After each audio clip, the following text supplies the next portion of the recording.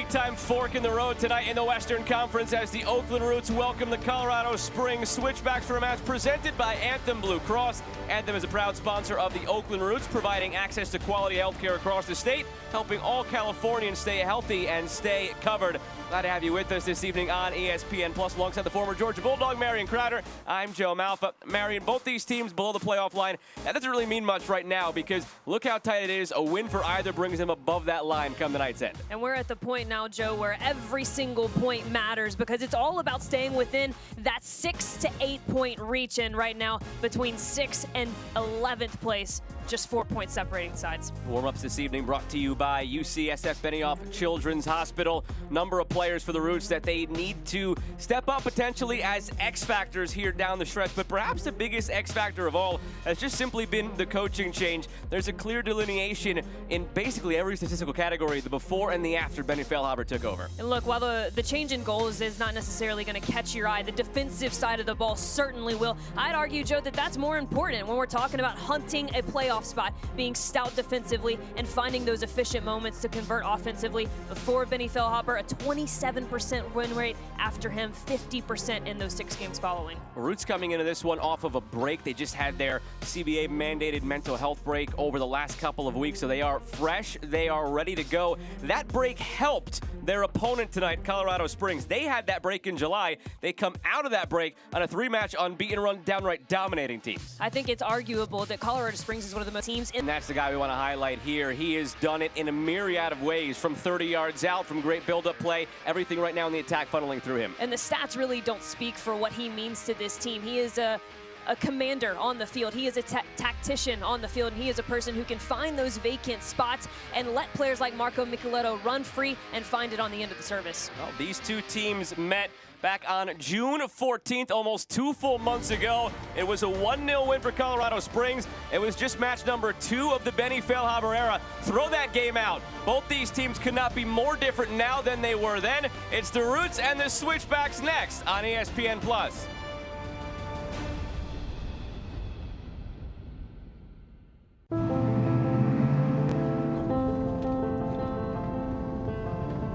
Sana, sana.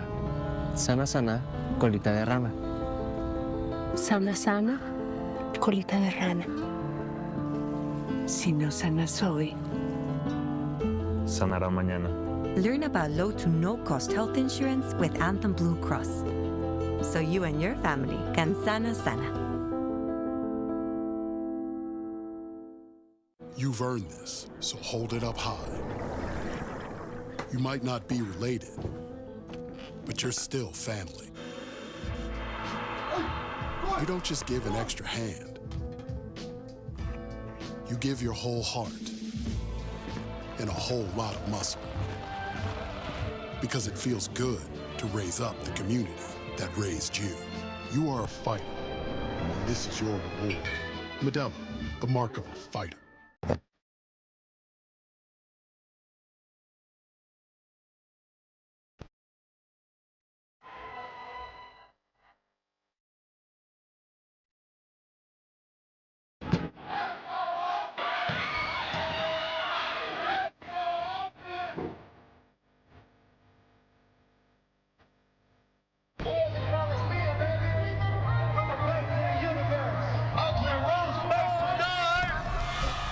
O city by the bay, let hope renew. Love shall fill the streets of more than a few. From every direction, let us converge. A symphony of love leading a glorious surge. O city by the bay, let hope renew. Brilliant minds set us apart. A new course we shall chart. O San Francisco, be mighty, be proud. In love-filled hearts, may hope ring loud. Tonight's match is presented in part by Anthem Blue Cross. meet tonight's starting lineups brought to you by Anthem Blue Cross. It's a familiar setup for the Roots, who are just about fully healthy out of their lengthy break. Yeah, and I'll tell you, Julian Bravo not in the lineup today. He's been really key for them getting down the left-hand side, but I'm going to draw your attention to Gibson and Prentice. They're going to look to combine in those triangles. Danny Gomez, a player in that central space that likes to make those deep lying runs. That's something that Colorado Springs is going to be looking for, his ability to find those seams. And Peter Wilson, we highlighted him in the open. His tactical awareness and vacating space for Panos Armanakis to make a deeper lying run is going to be key as well. On the other side for Colorado Springs, coming off the results they've been having, especially the 3-1 against Lexington, why change a thing? If it ain't broke, don't fix it. And I love this setup from James Chambers and company. I think that what they found is a little bit of a midfield rotation that works, particularly in Zandy and Echevarria. Those are two players who on the defensive side of the ball have made a mainstay and really helped this Colorado Springs backline shore things up from a structure perspective. And then on the flip side, Tejada, he's going to drop a little bit differently, and then it's going to be Fieldberg and Zandy and Ward looking to get overlaps on that left-hand side as well. Trying to sort out what may be going on the far side of the field. It's not something you see often. Referee Matthew Thompson was over on the Roots bench with paperwork. That's probably never a good sign. We'll see if anything gets relayed to us. Again, this is the last thing you want. The center referee with a pen and paper in hand, chatting with the head coach, Benny Feilhaber. You wonder if something clerical was missed or mistaken in just the official submitting of the roster. We'll try to pass that to you once anything is communicated our way from down on the field. Trying to take a look around the field. It looks like everybody who's out there was on the starting 11, and it doesn't seem like there was a late... Oh, there it is. We just found it. Well, we just said he wasn't in the starting lineup. We lied. As we fully got around the rest of the group out there, Julian Bravo is in for Oakland, and it looks like he's taken Wolfgang Prentice's spot. So we'll try to get an answer as to whether A, there was an injury in warm-ups, or B, that was supposed to be Julian Bravo all along and they accidentally had Wolfgang Prentice. Both of them seem like possibilities that we've seen in games in years past, if it was either a clerical error or an injury, but that is one shift from what we just showed you in the lineups. Wolfgang Prentice appears to be out and Julian Bravo in. I think that's a big one, right? Because that is not a like-for-like change, if it was a change at all. But you and I were talking before this match started about how good Julian Bravo has been, particularly in that new outside back roll, getting forward for them on the left-hand side. We were a little surprised not to see him in the starting 11. It's like for like from a positional standpoint. Not from a player profile, from a player absolutely. profile. And looking down at the bench, Wolfgang Prentice is, if you count from the left, the third pink penny in, Wolfgang Prentice. He looks healthy and seated there. So, again, we'll try to find out an answer as soon as we can. He looks like he's just there with the subs as if he's available. Absolutely. So I would imagine this might have been a clerical error and it should have been Julian Bravo all along. We'll find out. We've got people down on the field. They'll communicate that to us, and we will let you know as soon as we know. So again, Julian Bravo on, Wolfgang Prentice off as far as the initial 11 that was submitted to us and submitted to the referee Matthew Thompson, because he had to go over and mark it down on the paper himself. If you had that on your bingo card, you're a liar. I'm sure you didn't. That is not a norm here. It'll be Colorado Springs from left to right in the white, Oakland right to left in the black. And let's see if that sets the tone for what could be a wacky night here in Oakland as the Roots welcome the Switchbacks. Glad to have you with us on ESPN Plus with Marion Crowder. I'm Joe Malfa. Certainly is late night USL, and that's already how you get things going.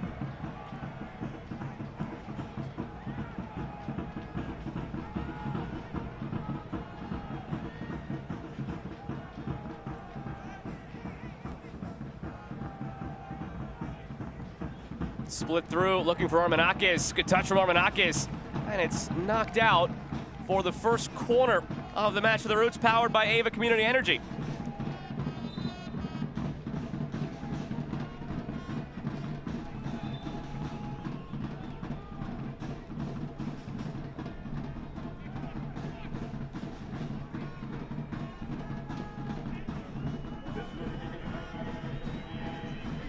Only one other game going on right now in the Western Conference. It's Tulsa leading 4-2 at home over New Mexico. Keep you updated on other happenings throughout the evening. Gomez from the corner for El Masnaoui, something off the training ground. Looking for him at the top of the 6. And it'll bound out for a Roots throw. Gomez. Gibson.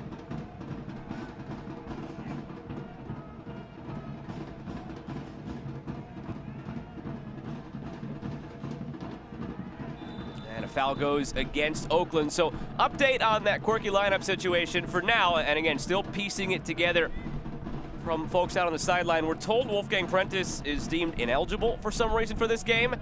We'll sort that out again as to the why. But he was originally listed in the starting 11. When the teams took the field, that's when it was instead Julian Bravo. And it's why, if you were with us from the start, we had that delay with Matt Thompson over on the bench with the pen and paper in hand, trying to figure it out with Benny Feilhaber and the Roots staff. So if that is the case, it would be a key piece off of the Roots bench tonight.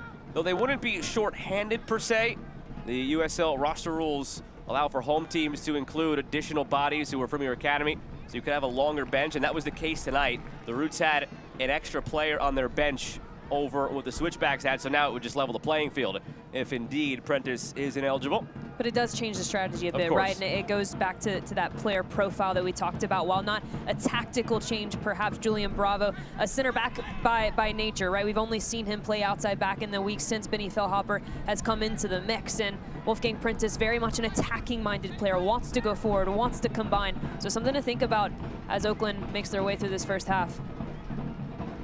Switchbacks coming off a 3-1 win at home over Lexington. That was on the heels of a 4-0 win in Jägermeister Cup over Texoma. Before that, a 1-0 win on the road against Birmingham. 3 straight wins for Colorado Springs in all competitions coming out of their 2-week break in July. The Roots are coming off that break in their own right. It's always a double-edged sword.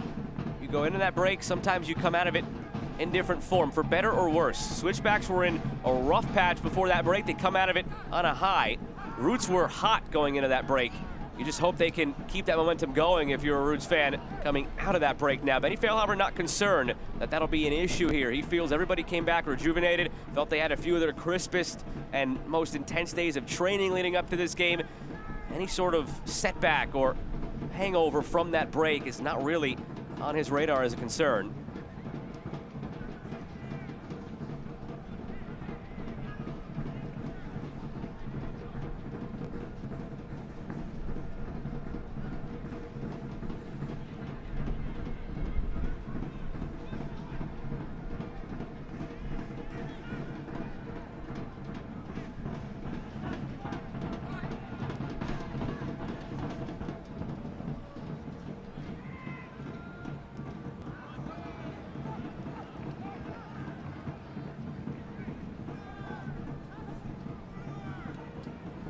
Flex out of play for a Roots throw. We'll take a look at the injury report this evening, brought to you by UCSF Health. Luis Saldana, the only player on that list reported officially for the Roots, none officially reported for Colorado Springs. Hackshaw gave it away to Tejada. Here's Heuerman looking for Fieldberg, lobbing it over the top, and it runs out of play. Well, I'm already seeing something that I was curious about. When you go back and watch Colorado Springs film versus Lexington, one of the things that stood out to me, you mentioned that break that they had and kind of this rejuvenation of spirit, and how that has presented itself is this consistency with which they're able to get pressure on the ball. I feel like their pressure on the ball has been lights out over the stretch of the last 3 games. And when you can get pressure on the ball, it allows time for the players behind you to rotate, right? So your defensive structure stays intact. And already in this opening 6 minutes, we're seeing that exact same mentality from Colorado Springs. To your point, asking Benny Feilhaber what he sees differently in the Switchbacks compared to what he saw 2 months ago when he scouted this team, said 2 things really stand out. The first thing is a coaching point, says they're more connected defensively. The second thing is just an observation. He feels they're way more confident now, something you can't quantify by any numbers other than just looking at it with the eye test. Feels they're confident, feels they're playing with a sort of swagger. So he knows coming into this one, it's not the same opponent he faced 2 months ago, which was a 1-0 win for the Switchbacks on a Marco Micheletto free kick. Offside against Fieldberg. Been waiting, Colorado Springs, for somebody to emerge as that big attacking option this year. Justin Dillon with the club the first portion of the season, had 5 goals, departed. So that's 5 goals they needed to get back after losing Raul Adames off of last year's title-winning team. Marco Micheletto stepped up with 5. Outside of that, it's a lot of 1s and 2s up in that goal column for the rest of this group. Fieldberg, Heuerman, Tejada all starting to round into form now. I'll take Benny Feilhaber's point even a touch further, and I will point it to Stevie Echeverria. I think his insertion back into the starting 11 from a defensive standpoint, his ability to keep things compact, plug lines, has actually given players like Marco Micheletto a lot more confidence going forward. I think it's a direct reflection of his insertion into the starting 11 that we're seeing that additional swagger from Colorado Springs of late. Slip through here for Peter Wilson. Good foot put in by Matusala. Player down is Jonas Fieldberg on the far side for Colorado Springs. Play continues. Oakland not obligated to play it out. Saw Fieldberg slap the ground a couple of times, just got back to his feet trying to walk it off. He looks in significant discomfort at the moment. Top of your screen, hobbling back into the fray. Bravo. Maury Doner, it's been electric for Oakland. Doner feeding, looking for Wilson, another corner on the way. Powered by Ava Community Energy. And Fieldberg takes his seat once again on the surface.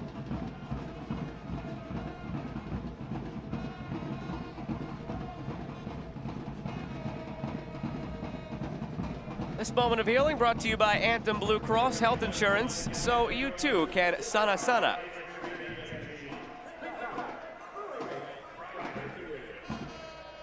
Fieldberg, just a body language not great at the moment. As soon as he went down, he was pounding the ground, soldiered on, and as soon as the ball went out of play, went right back to the ground. You could see the anguish on his face. If they do need to dip into the bench already here, the natural switch would be Levante Johnson. I don't see him here. There he is in the background warming up. So he has already gone to warm up in case they need to make a switch here. Levante Johnson, 9 appearances, 4 starts this year. Signed as a free agent this offseason from Vancouver.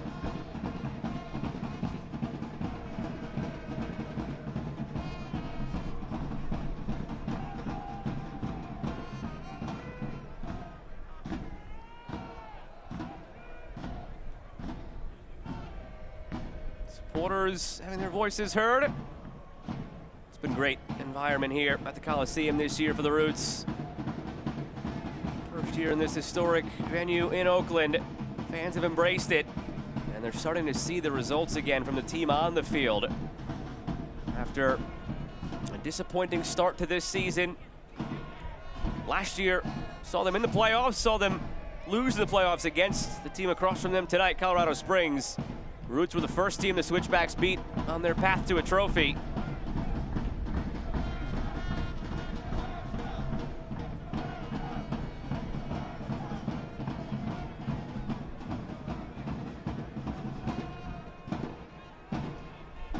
Fieldberg back to his feet, helped off the field. In the meantime, here comes the corner from Oakland. Armanakis and Gomez conspiring over it. Last time it went short to the near side of the 6 as Ali El-Masnawi flashed toward it. Fieldberg does not look good at the moment. It was a struggle just to hobble off the field to the end line. And as soon as he got to the end line, he just had to stop again and receive some more attention.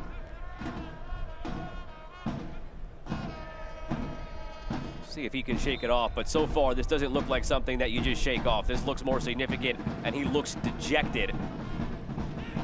Armanakis runs over it. Gomez takes the corner. Foul goes against Kai Green on the near side of the box, bringing down Aiden Rocha. Well, a couple good early corner kick opportunities for the Oakland Roots. Julian Bravo trying to dive and header. Love that from the center back. And there's the off-field action, the off-play action, excuse me. Kai Green just barreling over the right back, Aiden Rocha.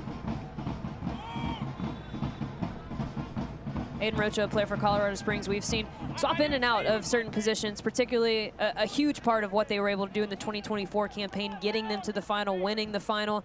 They quoted Aiden Rocha's ability to get forward from that right back position as a real key for them in the playoff run. And then we saw a stretch where he, a holding midfielder by nature, he transitioned back into that role for Colorado Springs while they were trying some different relationships in the middle of the park. Feels like they've landed on something, though, that makes sense, right? Marco Micheletto, that ability to roam free with the double pivot of Zandy and Echeverria behind him, with Aiden Rocha back on that right-hand side. You get that overload often between him and Quincy Armand. Fieldberg is back out there, right side of your screen. He's on the ball right now. Keep an eye on this. he looks a little bit hobbled, but maybe it is something he can fight through. Good for a second.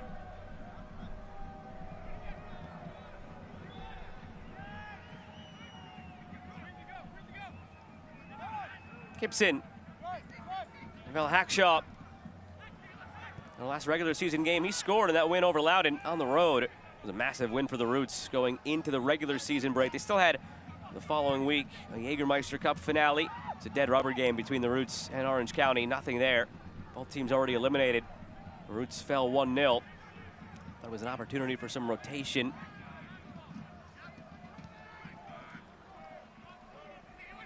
Gomez looking for Armanakis. Keem Ward feeds it wide. Hewerman unable to deal with it. Seeing some of the press from the Roots. That was something James Chambers noted as one of the big differences of this group under Benny Feilhaber, and even over the last 2 months. The last time these teams met, and Benny Feilhaber's just second game at the time, they're still consistent, he says, in their pressure and the chaos they cause. Maury Donor had it blocked. Another ball won, though, from that Roots counter press as Armanakis picks it up. Dinked in for Gibson. Gibson falls back for El Masnaoui, deflected out for a third corner in the early going here. El Masnaoui, a player for Oakland Roots. Again, since the injection of Benny Feilhaber, been lights out for them on both sides of the ball. Defensively, been quite good. On the attacking side of the ball, linking play between the thirds. A clear identity, I think people can say about the Oakland Roots now. El Masnaoui, a key part in creating that. Another corner powered by Ava Community Energy. Gomez, good service there, just over the head of Peter Wilson. Has a chance to get it in again. Pulls it back instead. Armanakis looking, dangerous area, punched away by Beaudry, the 19-year-old keeper, who's just assumed this starting role for the Switchbacks on loan from Colorado Rapids. Oakland have had some success this year on this long throw-in. That'll be Novell Hackshaw to launch it. He'll be aiming right around the spot between the penalty spot and the edge of the 6-yard box. And he lands it right in that area. Headed clear. Hackshaw. Back out to Armanakis.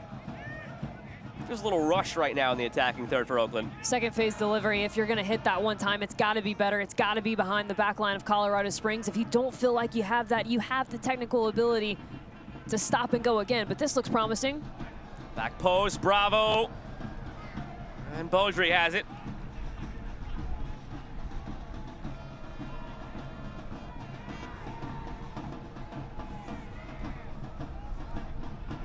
Roots fan, the 2025 Roots jerseys are here, celebrating the return of the Coliseum and the legacy of Oakland sports. Fresh look, same Oakland spirit. Don't wait, get yours today. Visit shop.oaklandrootssc.com. Hackshaw goes down in a heap. Some big updates elsewhere so far tonight. The game of maybe the season, Louisville City 4-1 win as they welcome the Charleston Battery in a game that very well may decide the Players' Shield. Yep. Those two teams far away ahead of the rest of the pack. But not only Louisville making a statement as a first-place team in USL Championship. First place in the West, FC Tulsa, taking it to New Mexico. 5-2 Tulsa with 5 minutes to play. Still a long way to go, and as we know, anything can happen in the playoffs in this league. Just ask Charleston and Louisville last year, both losing to Rhode Island. Back to that in a second. Bravo squares it back. Methuselah working it clear. But something to start thinking about. The two first-place teams, Louisville and Tulsa, that used to be a heated Eastern Conference rivalry between those two teams. And Luke Spencer, and beyond that, Luke Spencer, who was part of Louisville's 2 titles in 2017 and 2018, the head coach of FC Tulsa. So it would be something if those two were on a collision course. Long way to go, long way to go. But we're in that time of the year now where you can start fantasy booking some of those possible finals and matchups in the playoffs, because we are getting to the nitty-gritty. For some teams, we're about to enter the 10 games remaining zone. Other teams still maybe 12 or 13, depending on how the schedules have shaken out, but we're getting to the point where we can start having those conversations, and those two teams are flying right now. Hewerman spots the run from Ward. Good backtracking run from Maury Donor. Seems to have endless energy down that right flank for the Roots.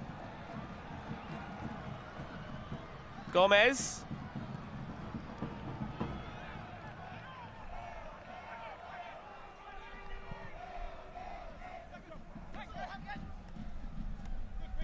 Here's Hewerman. He's brought down by Gibson. Play on. Bravo. El Masnawi tried to force that through for Wilson. Saw Maury Donor frustrated. The top of your screen. He had a lot more space. He wanted that ball played his way.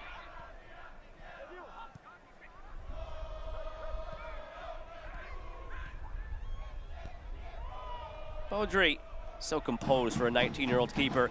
It's easy to see why so many in the Colorado Rapids organization, in the U.S. soccer setup, have spoken so highly of him, and he appears to be on track to be the starter at the U20 World Cup later this year.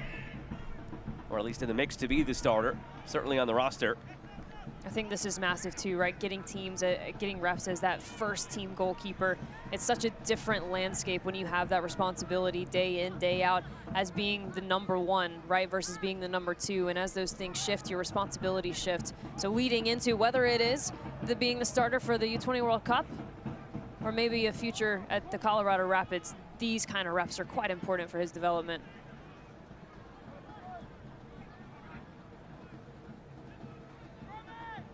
A little housekeeping for anybody who maybe hasn't taken in a game at the Coliseum in a while. If you're wondering why there's that giant patch in the middle of the field that doesn't look like it belongs there, about a month ago there was a cricket tournament that was hosted here, and that was the patch that needed to be replaced for the cricket tournament.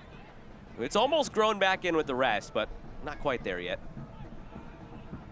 You look at this place, you also look at Centerville Bank Stadium in Pawtucket, Rhode Island, and there is definitely a trend, right, of trying to make these stadiums be multi-use and hosting not just incredible matches and being a team for a home team to play for, but also having all of these major events, rugby. Well, this right? fall, Mexico will be playing a friendly here. Exactly. It was interesting seeing Benny Feilhaber posing with the Mexico gear. Further promotion of that friendly, considering his history with the United States and the Gold Cup Classic winning goalie scored in 07 against Mexico, but obligations you have as the head coach of a team. Here's Maury Donor, has options. Donor earns a corner out of it. If that touch wasn't as heavy, might be having a different conversation though, and he's frustrated. He knows what that could have been.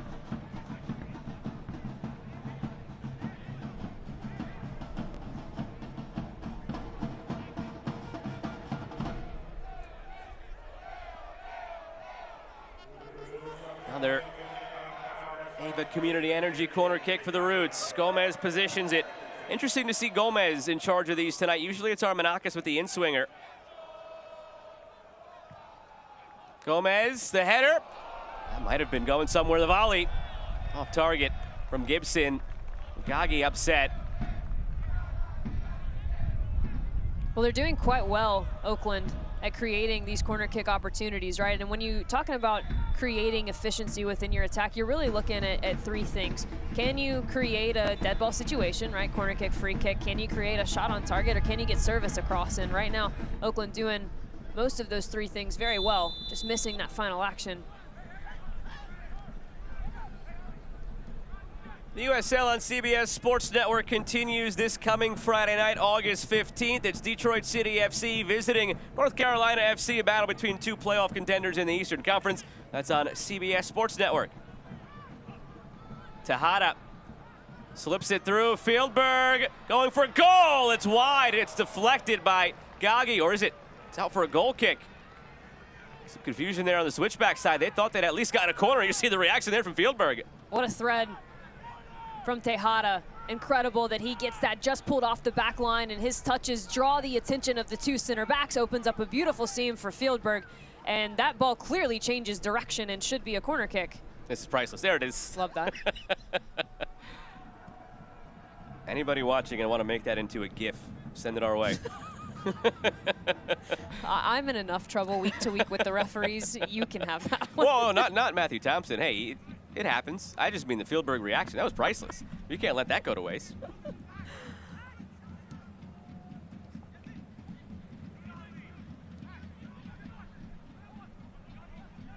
Gagi works it back for Kendall McIntosh. Last game McIntosh played was that win at Loudoun, and he had a nominee for Save of the Week. To be honest, there were 4 saves that he made that could have all been nominated for Save of the Week, and it could have just been a clean sweep because every week there are 4 saves up for that vote. He could have had all 4 of them. So he comes into this one out of the break, but good form going into the break. It's been almost a month since his last start. That was back on the 19th of July in that win on the road over Loudoun. Then the Roots on the 26th played their last Jägermeister Cup game, already eliminated, as were Orange County. Then 2 weeks off. Here's Bravo, feeds it in front. Knocked out edge of the area, the heat-seeking missile from Ali El Masnawi. Didn't miss by a whole lot.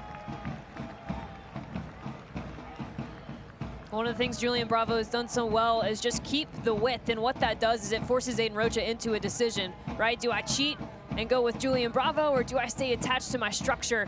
And in that moment, he just yields himself enough to open up that window.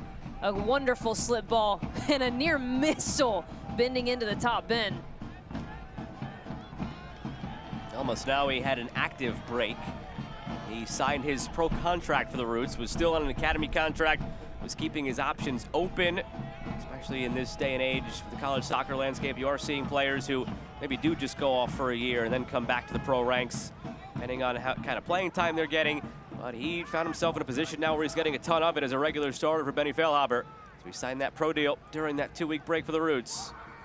Huerman wants to get to his left foot if he can.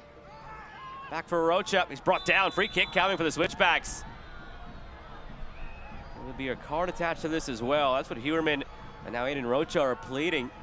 Rocha is just pointing over at, I believe, Gagi, and wanting to make sure Matthew Thompson knows who did it and who Aiden thinks deserves the yellow. Kind of feel like Colorado Springs had a team goal to create gifts of themselves, because we've had 2 now. Just a free kick coming for Colorado Springs. No card attached to it. Nicoletto and Huerman both standing over this. It's an in-swinger if it's Huerman, it's an out-swinger if it's Nicoletto. With the quality Huerman possesses, Kendall McIntosh has to be alert to a go at his near post here. It wouldn't be the easiest feat. Well, Nicoletto departs now, and it's just Huerman. Seen it done before. It's a player who is more than capable. Now it's just one in the wall. McIntosh sacrificing somebody else. He's playing the service here. Will Huerman test him near post? Huerman whips it in low. Gomez clears. Wasted in the end for the Switchbacks. Rocha. Tejada. Just looking through for Huerman. Now Zandy collapses to it. Rocha. He goes down, looking for a call, and he gets it.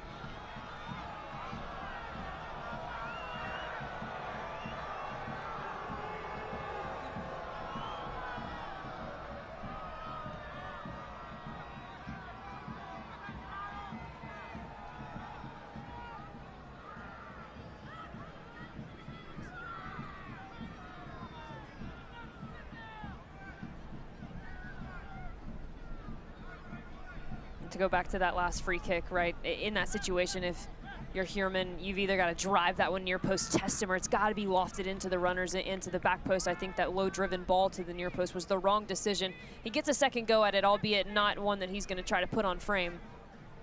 But this also has the ability for Marco Nicoletto to swing one right into the path of the runners, really make it difficult for Kendall McIntosh. It will be Nicoletto. Huerman departs. Nicoletto, it's the same story. Now Tejada gets it as it falls for him. Zandy there smashed it toward goal. Similarly poor service for Nicoletto, but a favorable bounce this time. And it ends up as a corner for the Switchbacks, bailed out by the Roots miscue on the back end. Yeah, just too low, right? That's got to be lofted into your numbers, into your targets. And if it is going to be driven into the near post, it's got to be with pace, and it's got to be on the ground in traffic, potentially where Kendall McIntosh can't pick it up. They do get a favorable bounce, and it's a corner kick their way.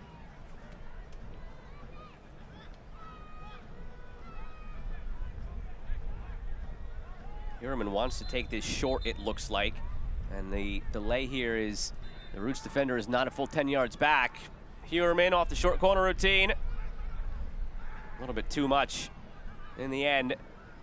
Overcomplicated by the switchbacks. Roots off and running. Donor wants it on that far side. It's flipped through by Almasnawi. Peter Wilson will get there. Maury Donor's on the backside making his run.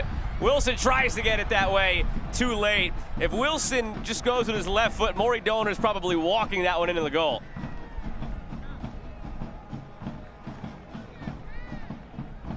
And look at the vision from Almasnawi, right? We saw Maury Donor making that run, but he sees Peter Wilson on the back shoulder of the Springs switchback, or the Colorado Springs center back. And to your point, Joe, that's got to be first time right here with the left foot across the face of goal. Goalkeeper for Colorado Springs already fully out of his line.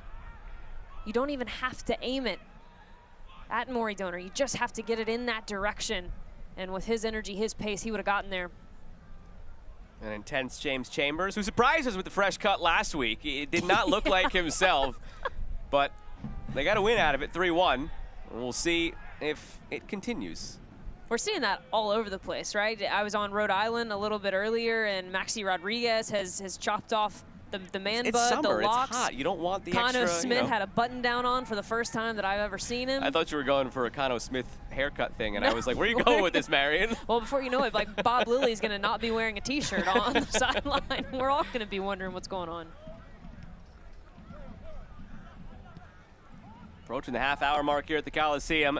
Glad to have you with us this evening on ESPN Plus with Marion Crowder. I'm Joe Malfa. Deadlocked at zeros here between Oakland and Colorado Springs, both below the playoff line coming into the day, but both with an opportunity to vault above that line with a win in a very tight Western Conference at the moment. And take it a step further, if either of these teams win tonight, another win next week would put them in 5th. That is how close things are right now in the West. You string together 2 wins, you're talking about going from just below the playoff line to being in the home playoff game mix.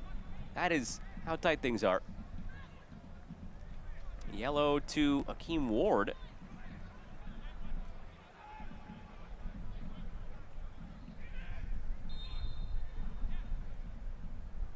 Former member of the Oakland Roots.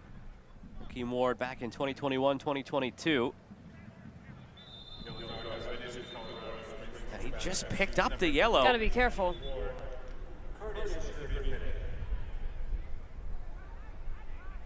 Just getting a stern talking to now from Matthew Thompson, our referee. After just being shown a yellow 30 seconds prior. Can't do that.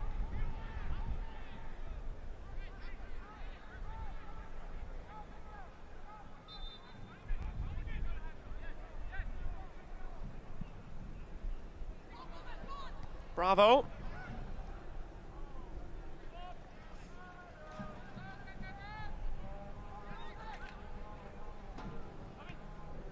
Heuerman.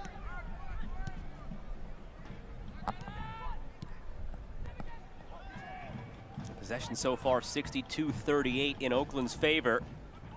Here's a little spell though for the switchbacks. Comfortable without it. We saw that last week in their win over Lexington. Space now for Zandy, rolling through the middle. Fieldberg has an overlap from Ward. Uses it. Ward delivering. Echeverria was waiting for it. Join us in style this year with Roots Premium Seating from all-inclusive Club Oak to field boxes or dugout seats. Great options for any occasion. Secure tickets now. Visit us at oaklandrootssc.com/tickets or call 510-488-1144. Ward.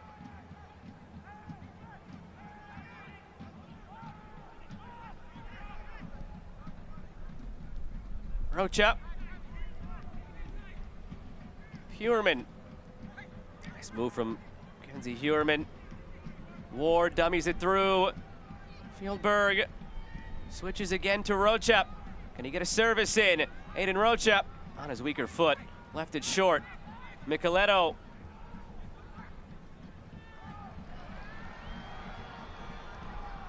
Another instance where it probably should have gotten wide to Donor.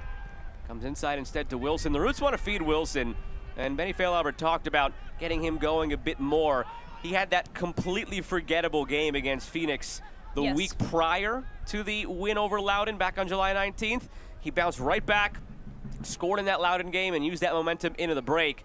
And Benny Feilhaber spent that week between the Phoenix game and the Loudoun game trying to build him up, knowing his confidence was completely shaken after the misses he had against Phoenix. So there is certainly a concerted effort to get the ball to Wilson. They know that down the stretch they will go as he goes, and if he catches fire, they will catch fire. But at some point, a little bit too much, it seems, of forcing the ball his way. I think it's important too to note what he told the previous coaching staff, Gavin Glinton and company, at the beginning of the season. He was hungry, he was determined, and he had this burden where he wanted to contribute more. He wanted that responsibility, and it's very important for Benny Feilhaber to realize that, for Peter Wilson to relay that to him, and for confidence to be of the utmost importance for Peter Wilson right now. Matthew Thompson didn't feel any advantage materialize. Yellow to Gagi. Free kick on the way for Colorado Springs.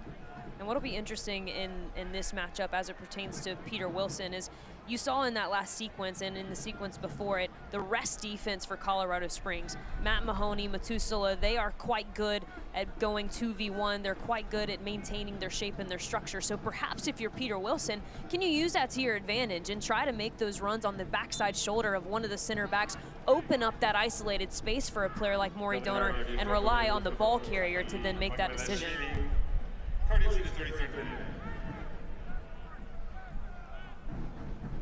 No longer the only show in town. Las Vegas and San Antonio underway.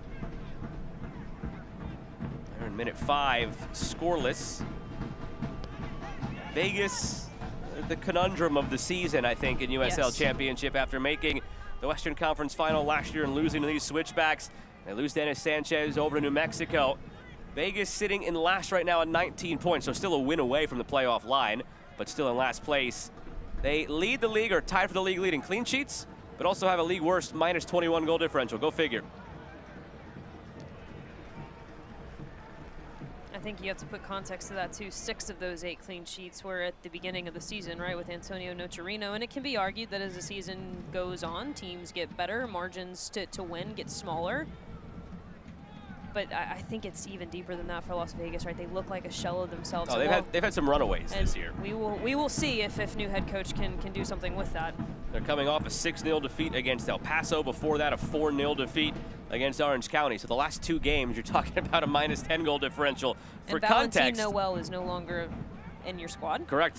Moved him over to New Mexico. For context, the last 2 games, minus 10. That is the 2nd lowest goal differential in the league. Going to Miami FC. So the last 2 games alone are equal to the other worst goal differential in the league for Vegas. So it's a terrible rough patch, but new coach David Renson coming in, the assistant coach of Charleston Battery. So hiring a new coach mid-season rather than just going with an interim the rest of the way for Gio Troise, who took over. He'll still remain on staff. So first game for Vegas now in this new era to see what they could be. And through it all, the very low lows of it, like I said, a win and they're at the playoff line. That's how tight things are in the West. And how they picked up some of those points early season with some of those 1-0 grind-out victories under Antonio Nocerino. So they're not completely adrift. I thought the West was wild last year. Oh, but then I feel like I say that every year. Every year it turns out to be the case, it seems like, especially with the balance of power in the East, Belongal and Charleston. Single-digit points separating 2nd and 12th. Now, you take that a step further and how Tulsa has slowly opened a gap up top. The gap between first place Tulsa and second place San Antonio is 10. The gap between 2nd and 12th is 9. So currently a gap larger between 1 and 2 than 2 and 12 in the West. Tulsa has turned out to be something else too, right? Because you watch them and you're like, okay, they're good, right? But then you see what they're winning by, who they're beating, and you're like, what am I missing? And they have just found a way under Luke Spencer to grind out wins, to be okay with making it ugly if they need to. Probably one of the most competitive teams that I've seen so far this season. If you asked like 5 pundits around the league who the best team in the West is, I don't know if any of them would say Tulsa. No. I mean, and that's not a slight to Tulsa, but it's just interesting sort of the gap right now between what the results are and what the eye test is. But at the same token, pick and bet against Tulsa at your own discretion at this point, because you'll get burned if you do so. In from Gibson, Bravo chested down, played back for Wilson, swing and a miss. A's no longer play here, but the spirit still lives on.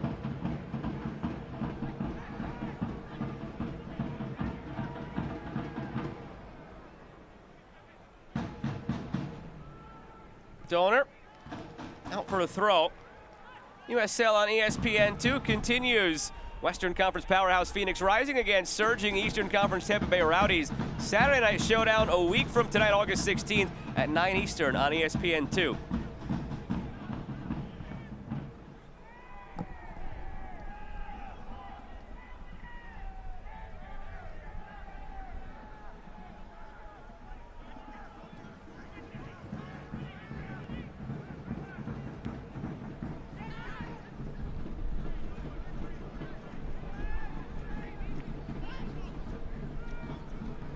Big game next week for Phoenix. Trying to respond from what's been a little bit of a rough patch for Rising as they host Tampa Bay for that ESPN2 game. Foul goes against Julian Bravo. Tampa Bay this week, or tonight rather, coming off a loss against North Carolina that has them back to the bottom of the Eastern Conference.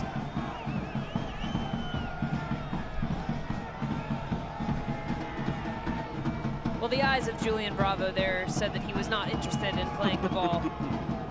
He and Aiden Roach have been going at it for the majority of this first half. A good battle, two very physical players and two wingers who want to get involved, right? Regardless of their position on the field, they're players who are relied upon to get forward in the attack, a matchup that I'm very much looking forward to watching continue.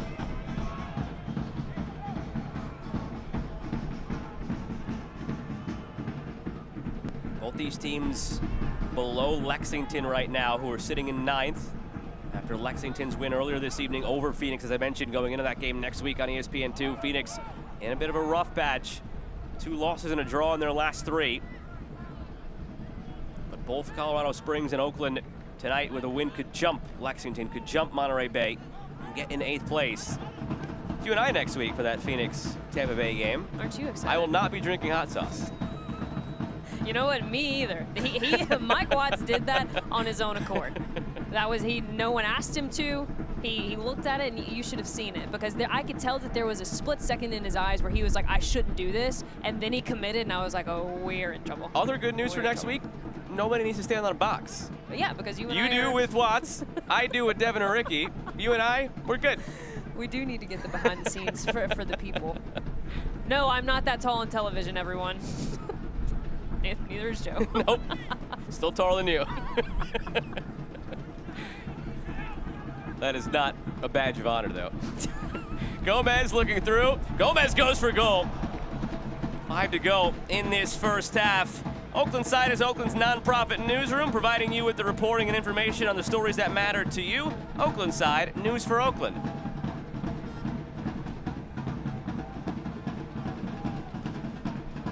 Elmas Naui and Danny Gomez, they've been causing a lot of problems for Colorado Springs, right? And we knew that that's the clear identity of this Oakland Roots side under Benny Fehlhopper. They want to play through the thirds. They want to connect through the middle parts of the field. And they're finding a lot of success in some of those pockets.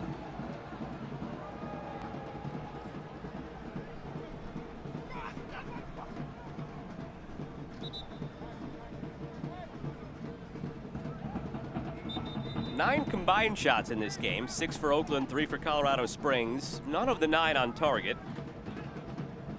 Expected goals are just about equal in terms of the goal scoring opportunities generated. 0.34 for the Roots, 0.35 for the Switchbacks. Just about even in every category. Score says it too, at 0-0.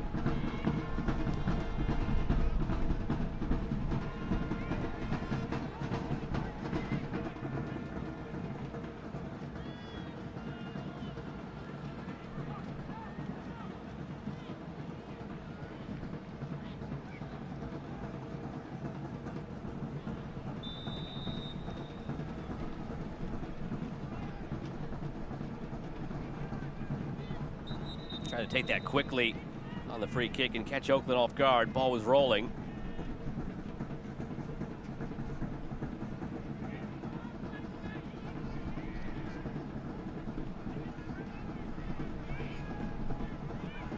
Last 3 games for Oakland, they've been efficient. So when I rattle off those numbers, 7 shots not on target. Get back to that in a second. Ward cutting it through. Falls for Fieldberg! The opener for Jonas Fieldberg! A man who we thought would not continue in this game with the injury he suffered early on. Now leaving his mark. Switchbacks up 1-0.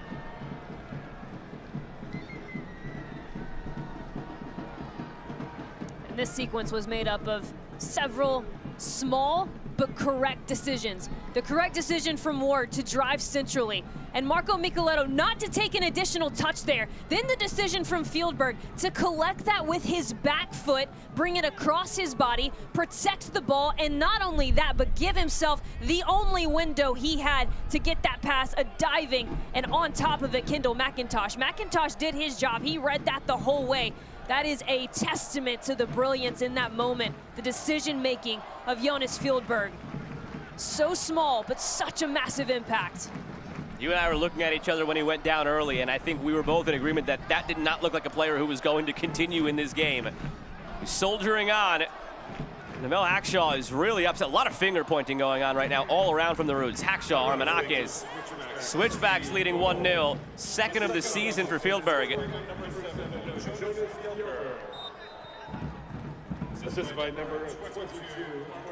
Now, that'll change things. Going into that chance for Switchbacks, I was just about set to say, Oakland have been efficient when they have shots on target this year, or recently rather. Last 3 games, 5 shots on target, 5 goals. 21 shots, 5 on target, 5 goals. So when they do hit target, they've been efficient, but they haven't tonight. That was the first time the Switchbacks hit target, and they get their goal as well.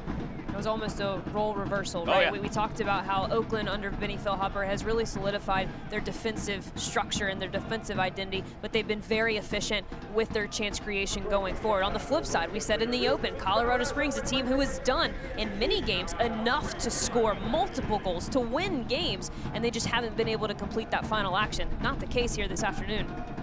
Armanakis. It is also evening. I was... In fact, I was generous. It's a late evening. It is still light out. I gave you the benefit of the doubt. I told you I'm unhinged. XOXO.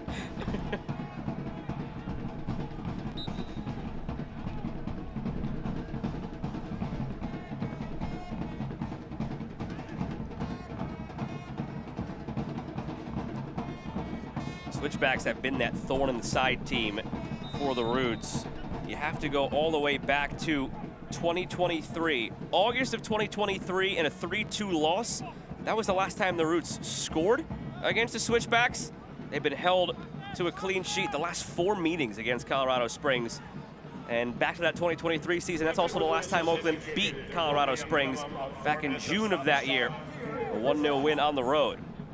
So 4 straight meetings since the start of 2024 between these two sides that have gone the Switchbacks' way, all of those clean sheets. Here we are again. Switchbacks up 1-0 on Oakland.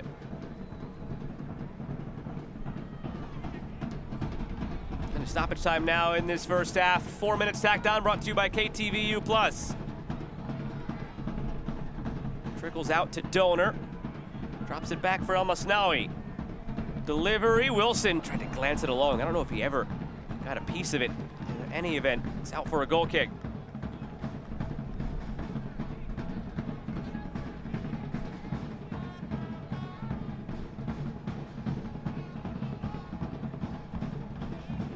"18 minutes in, San Antonio 1, Vegas 0 in Las Vegas.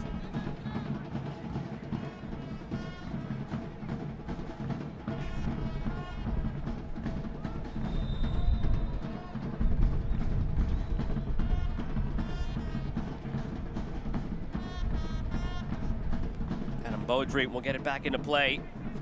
James Chambers sung his praises in our conversation this week. Adam Beaudry is really hungry, really driven, but still very calm and mature for his age. Last week, felt could have been another clean sheet. Unlucky on the goal, conceded to Lexington on a deflection. on a shot from outside the box. Nothing he really could have done about it. Still managed to get a fingertip on it. And that came after 2 clean sheets to begin his Switchbacks career here on loan from the Rapids. So aside from that deflected goal, through 3 full matches and now nearly another half, only 1 goal conceded by Baudry, who steps right in as the starter, 19 years of age, over Christian Herrera, who had an injury, which is why Baudry came in and started right away. Herrera back healthy now, but the form Baudry's in on loan from the Rapids, he keeps the #1 spot.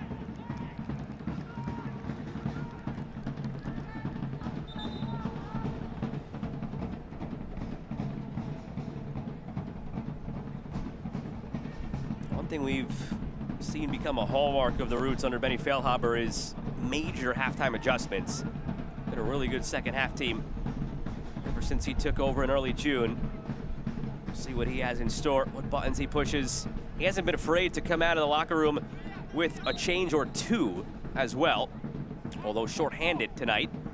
There's Julian Bravo, who wasn't initially listed as a starter. It was Wolfgang Prentice. If you joined us when we came on the air, there was some sort of lineup snafu that led to Wolfgang Prentice coming out of the 11, Bravo coming in, and Prentice, we're told, is ineligible and unavailable for the rest of the night. Never officially got cleared up. If it does get cleared up for us at halftime, we'll let you know why. As the Roots look to, in the second half, see who can provide a spark. They'll be down a key figure in that regard in Prentice, it appears.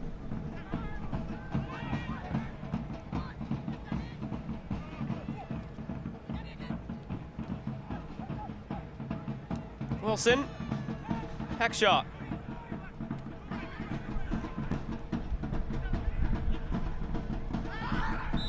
Stepped on the back of his calf, Kenzie Hewerman. So a free kick here that'll probably amount to the last play of this first half for Oakland, looking to draw level again.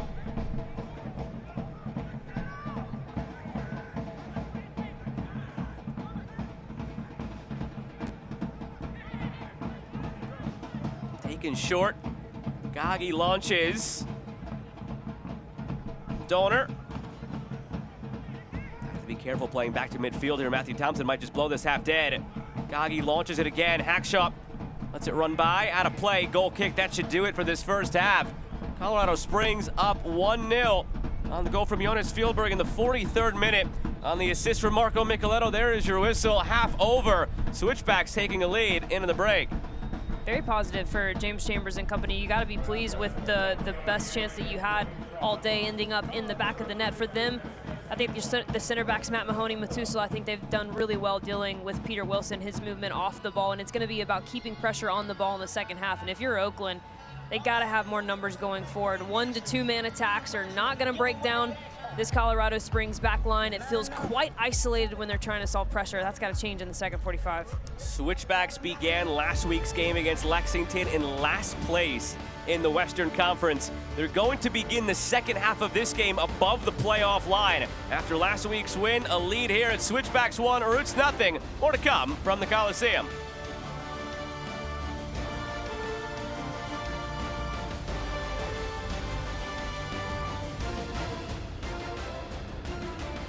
Eating a balanced diet and being physically active are 2 of the most important things that you can do to be healthy at any age. Fruits, vegetables, and lean proteins can help control your weight and prevent heart disease, diabetes, and cancer. Regular exercise can help boost your mood, digestion, and sleep. That's why Anthem Blue Cross and Oakland Roots encourage you to eat right and get active. For additional healthy tips, visit oaklandrootssc.com/anthem. You've earned this, so hold it up high. You put on the biggest event of the year every single weekend. So to stop, because the end of the night for you is the beginning of the rest of their lives. You are a fighter, and this is your reward. Modelo, the mark of a fighter. O city by the bay, let hope renew. Love shall fill the streets of more than a few. From every direction, let us converge. A symphony of love leading a glorious surge. O city by the bay, let hope renew. Brilliant minds set us apart. A new course we shall chart. O San Francisco, be mighty, be proud. In love-filled hearts, may hope ring loud. At the break, a 1-0 lead for Colorado Springs over the Oakland Roots. Very slow brewing first half. It wasn't until the 43rd minute that the only shot on target of the first half came in, and it was a goal for Jonas Fieldberg. Other things to keep an eye on here, though, in USL Championship and the Jägermeister Cup. We got the quarterfinals coming in the midweek on August 20th. Rhode Island-Birmingham is the interesting one. Those two teams, it's Cano Smith-Marion, who used to be the assistant for Birmingham, now the head coach of that Rhode Island side. That's one to have circled. Definitely some history there, and honestly, Rhode Island is a team that needs confidence right now. They are struggling. They are right at 8th place, the playoff line in the East. They need some confidence going forward, and they need it quick. And Greenville Triumph, too, the only representative of shout USL out. Let's League go, One. baby. Your old stomping grounds. Yeah, you gotta Rick, be proud. I am proud of my alma mater. Greenville will go against Indy. San Antonio, Hartford, Loudoun, Sacramento rounding it out. That's coming 11 days from now in the quarterfinals of the Jägermeister Cup. Don't gotta wait 11 days for the second half of this one. We're back with a look around the USL Championship and then kick of half number 2 in a moment.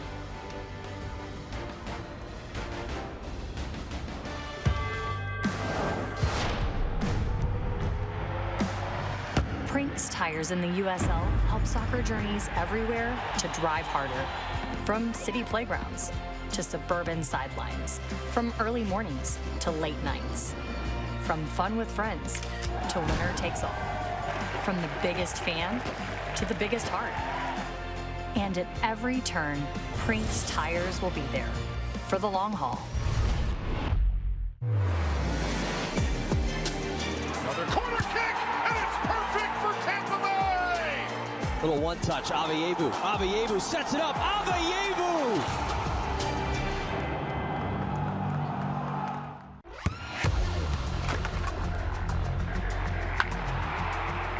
We all have goals. But let's be honest. Most of us aren't going to be professional athletes. But if your goal is to finish your degree, we can help. Come to a university that puts your goals first. Bellevue University, your partner in finishing goals. Whoa, termites can eat a pound of wood a day. Pound of wood a day. Pound of wood a day. Pound of wood a day. What's wrong, Daddy? Daddy? You okay? Keep termites out of your home and your head with our premium guarantee that covers up to $250,000 in new termite damage. Before panic shows up, Terminix it.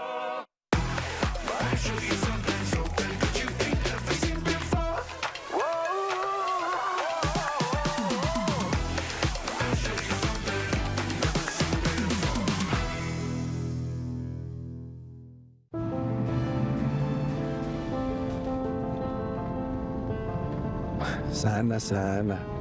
Sana, sana, colita de rana. Sana, sana, colita de rana. Si no sanas hoy, sanará mañana. Learn about low to no-cost health insurance with Anthem Blue Cross, so you and your family can sana sana. You've earned this, so hold it up high. It doesn't just have great bones. It was the backbone of your community. So you breathe in new life, grinding away to make space for tomorrow, for your people. This isn't just a restoration. It's a revival. Because you're always willing to double down on your neighborhood. You are a fighter, and this is your reward. Modelo, the mark of a fighter. O city by the bay, let hope renew. Love shall fill the streets of more than a few. From every direction, let us converge. A symphony of love leading a glorious surge. O city by the bay, let hope renew. Brilliant minds set us apart. A new course we shall chart. O San Francisco, be mighty, be proud. In love-filled hearts, may hope ring loud. 1-0 lead for the Switchbacks at the break over Oakland. We'll step aside from our game for a moment and take a broader look around USL Championship with some news and notes. new era in Las Vegas, although so far starting the same way the last era ended. A 1-0 lead at the moment for San Antonio on the road over Vegas. Devin Rensing now the head coach at the helm of Vegas. He'll get that turned around coming out of that coaching tree now that's quickly forming in Charleston under Ben Pierman. Interesting strategy, right? They took it's a good strategy. the coach from the worst team in the league last year in Antonio Nocerino. They gave that a shot, so they're flipping it, and they're trying to take someone from arguably the best coaching tree in all of USL Championship. It already worked for them. Now, granted, they got Dennis Sanchez initially from Austin, but before Austin, Dennis Sanchez was an assistant in Charleston. And now going back to that well with Devin Rensing. Tampa Bay with a new coach, Dom Casiato. Well, he's got that team turned around and in a better way. Trevor Ammon, big news for FC Tulsa, as if they needed more firepower. 5-2 win tonight over New Mexico. Trevor Ammon from Sacramento to FC Tulsa. Out-of-town scores brought to you by Visit Oakland. Get out on the town and visit Oakland to explore arts, culture, and world-class cuisine. Earlier tonight, some results that stuck out. I think the 2-0 for Lexington over Phoenix is a big one in the playoff race in the Western Conference. Couldn't agree more, and I think you got to give Orange County a lot of credit going into Highmark, a place that not many people go and get 1 point, let alone try to go get all three. They were the better of that team for the majority of the game. And then North Carolina, big 2-1 defeat over the Rowdies. Miami holding El Paso 0-0. They continue to be the story. With this panel lax in goals, a lot of zeros up there. This next panel. We got you. We got you. Stay tuned. 4-1 for Louisville over Charleston. 4-1 for Hartford over Birmingham. 5-2 for Tulsa over New Mexico. I think you have to give credit to what Brendan Burke is doing over there with Hartford Athletic, but I think you and I would be remiss not to say that the Louisville City-Charleston game was a final, something that they're probably going to decide the players shield over, and we've talked at length about how good Lou City is. Potentially, this proves just that. The stars aligned so well for that one. Lou City last week played the game in hand they had on Charleston while Charleston was off. They won that game, so coming into tonight, both teams 41 points through 18 games. Now after 19, Louisville 44, Charleston 41. And Louisville with those 44 points, a 6-point lead over FC Tulsa, who are top of the Western Conference. So power lies in the East in terms of the top of the table this year, but still have plenty of unwinding to do down the last 2.5 months of the regular season. Second half coming up between Colorado Springs and Oakland. It's a 1-0 lead for the Switchbacks on the road over the Roots.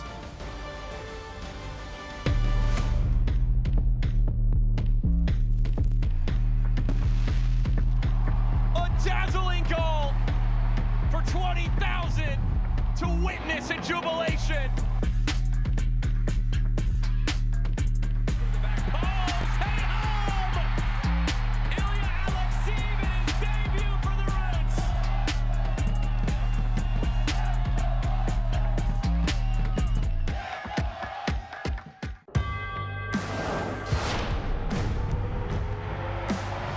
Prinks tires in the USL help soccer journeys everywhere to drive harder. From city playgrounds to suburban sidelines. From early mornings to late nights. From fun with friends to winner takes all. From the biggest fan to the biggest heart. And at every turn, Prinks tires will be there for the long haul. Another corner kick, and it's perfect for Tampa Bay! Little one-touch, Avievu. Avievu sets it up. Avievu!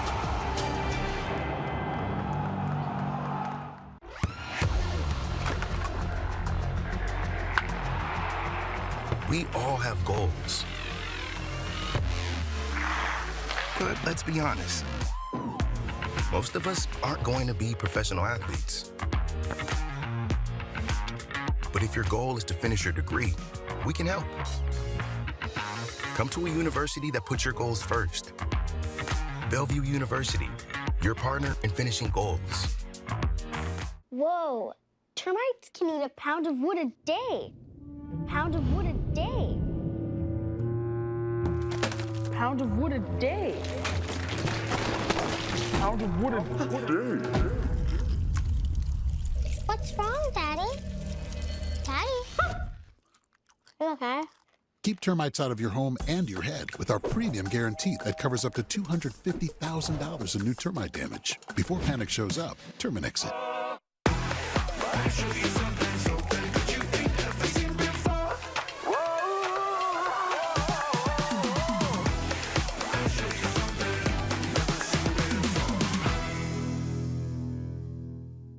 turns out Oakland sports fans won't have to wait long to catch another game at the Oakland Coliseum.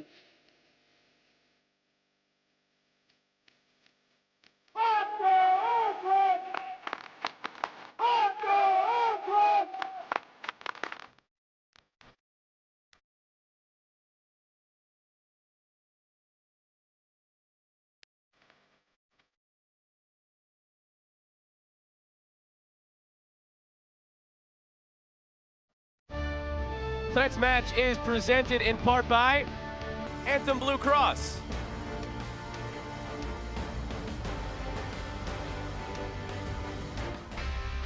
Take a look back at highlights from the first half of action.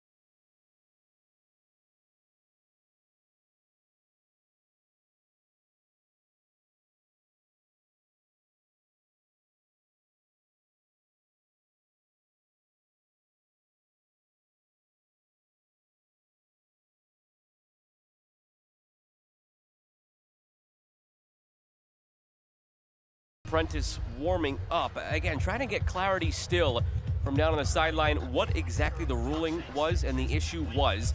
Remember, he was on the initial starting 11 submitted to us and to the officials. That's why when we came on the air tonight, you saw our referee Matthew Thompson over on the bench with pen and paper in hand trying to figure things out, and it was Julian Bravo who instead was out on the field. Now again, during halftime, we saw Wolfgang Prentice warming up, giving us the inclination maybe he would be coming on in the second half, but at the time we were told due to the snafu he was ineligible for the second half. That was a long way of confusing you all. I apologize, but just trying to keep the housekeeping in order here, and we'll let you know if anything else is sent our way. That's what you wanted to say. The too long don't read here is boo-boo was made in filling out lineup. Correct. Don't know if Prentice available. Yes. Simple as that. Love it. For now. Switchbacks a little late coming out of the locker room. That's a delay here at the Coliseum. Roots, would have been interesting, I think, to hear the conversation in that locker room at halftime from Benny Feilhaber to his guys. They've been really good under his guidance of surging in the second half after struggles in the first, but a lot of work to do to make things up here in this second half. I agree, and you know what, I'd argue they didn't give up too much, right? So if you're Benny Feilhaber, you're not necessarily disappointed with the defensive side of the ball.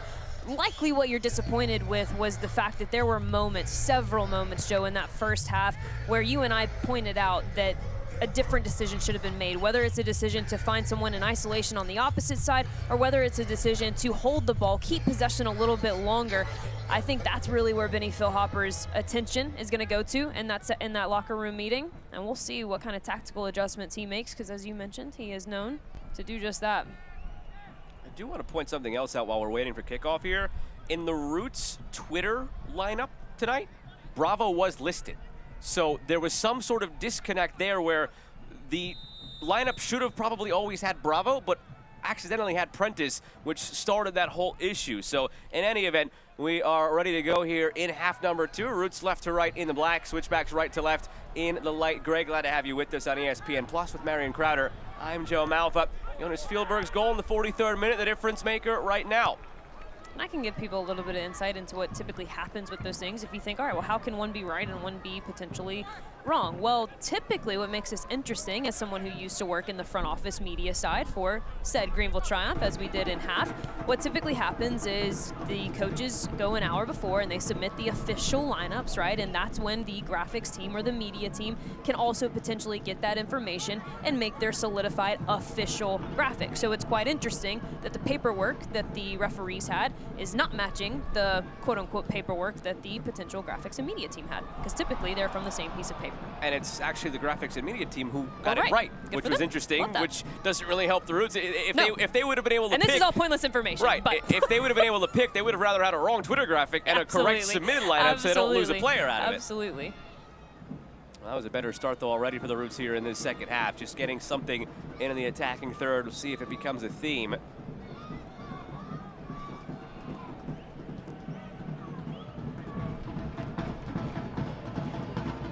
Something flying under the radar for the Switchbacks amid this recent run now.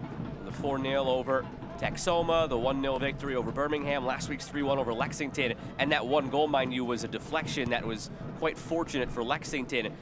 While they've been better offensively, they've been much better defensively, the Switchbacks, and that's what's led this turnaround in terms of the results. So far, pitching a shutout here as well.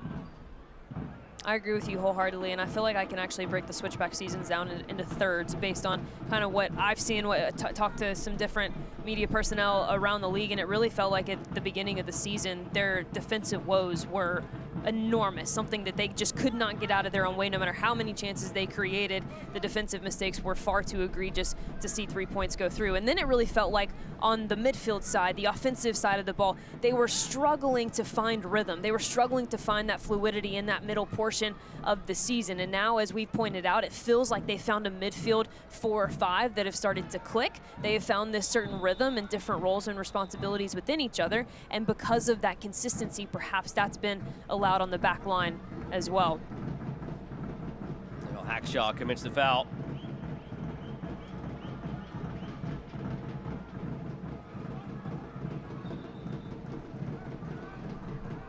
He's been very animated tonight, Neville Hackshaw, both with the referee, with his teammates. There's his emotions on his sleeve. He's been the captain for this team in the past. Marco Micheletto driving through. Here's Fieldberg. Played back post. Great ball. Herman, and it's in. Sliding effort. 2-0 for Colorado Springs.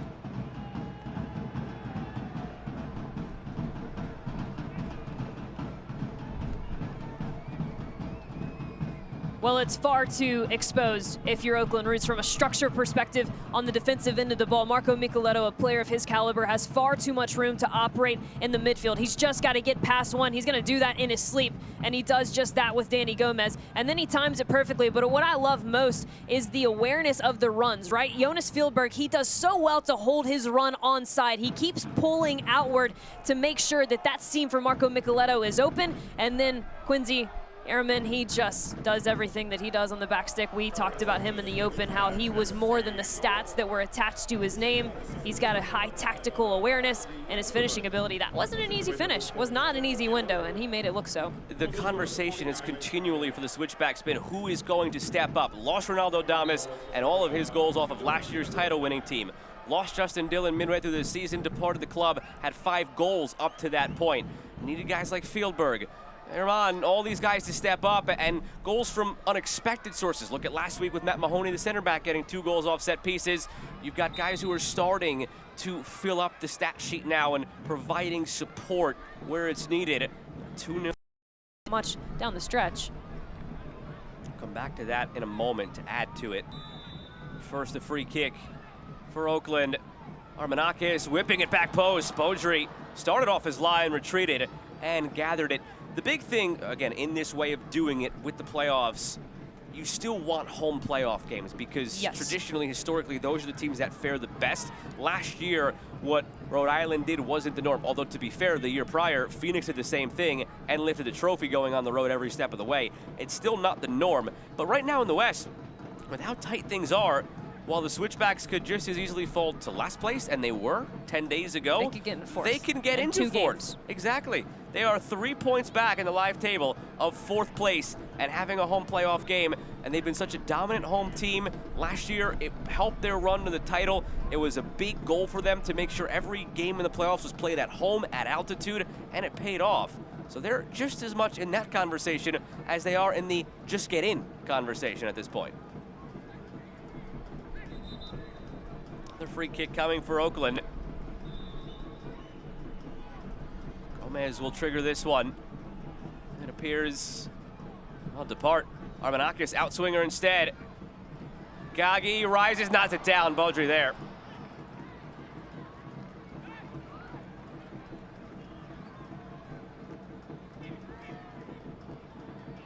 The decision-making from Baudry, particularly on these dead ball situations, has been quite impactful. Just a 19-year-old, might we add, although a top prospect, so mature for his age and his decision-making off the line.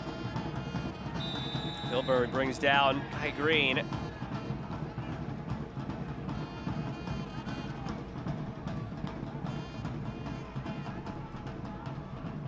Jonas Fieldberg scored the opening goal. The assist from Marco Micheletto. And Fieldberg assisted the second goal. Kenzie Hierman, 3 straight games in all competitions with a goal. Started in that Jägermeister Cup game against Texoma.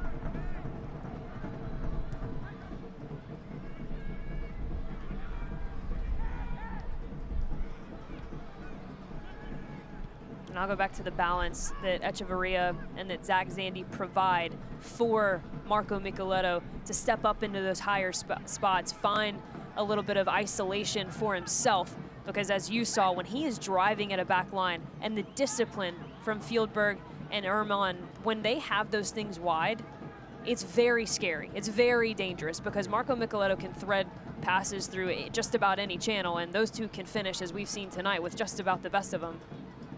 You add Juan Tejada into that, and the ability for him to occupy some center backs, but also his ability to act as that false number 9, right? Check back a little bit deeper, provide some more space for Micheletto to get vertical. They've got the balance, they've got the structure. I think it's really just been about figuring out the midfield rhythm. And so far, I believe that tipping point has been Zach Zandy and Stevie Echeverria.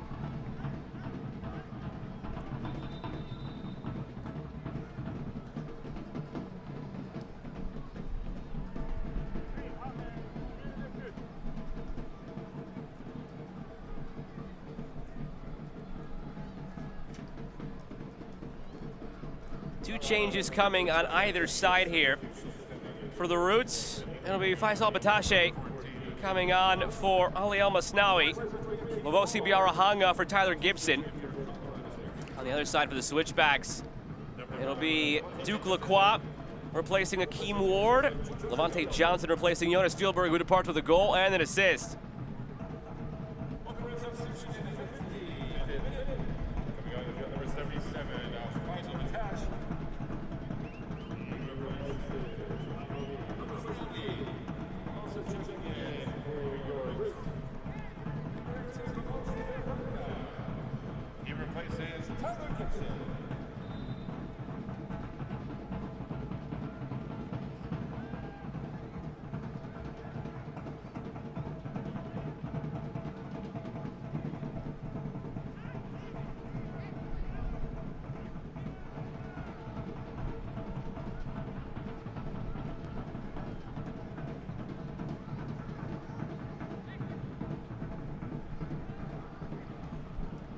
Run to keep that in, but out of play.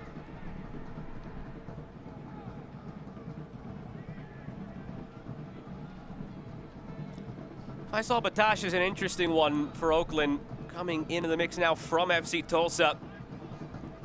Player that Benny Feilhaber was familiar with from his time at MLS Next Pro with Tacoma, St. Louis City too. He noted in our conversation this week Any Feilhaber did that. Batash pretty much kicked their butts every time they played against him, and was somebody that if he ever had the opportunity he'd like to bring on his team. Opportunity came about. Says he's sort of a tweener, as a 6 or a 10, hasn't made up his mind yet as to exactly where he wants to play him. But here he is on the ball now. So he's in that deeper lying playmaking role at the moment.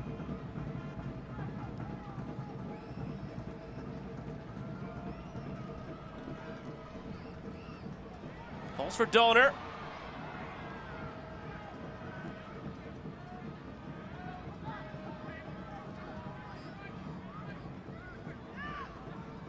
Donor serving. Header blocked. Julian Bravo.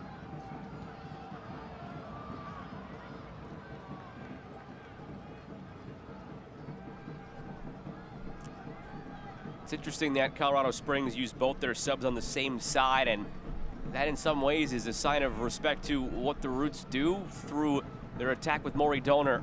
James Chambers probably wanting to keep that side of the field as fresh as possible, especially considering Akeem Ward has had a little bit of a rough night and a yellow card.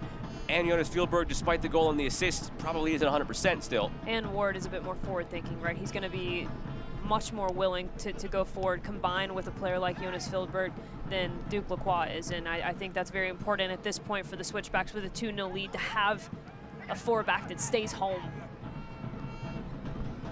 Here's Johnson. Tejada streaking down the middle. Played that way. Behind him. A lot of chemistry on that back line, too. Lacroix and Matusala, teammates at the Gold Mahoney. Cup. Well, sorry. Mahoney, not a Haitian. Matusala and Lacroix, teammates at the Gold Cup.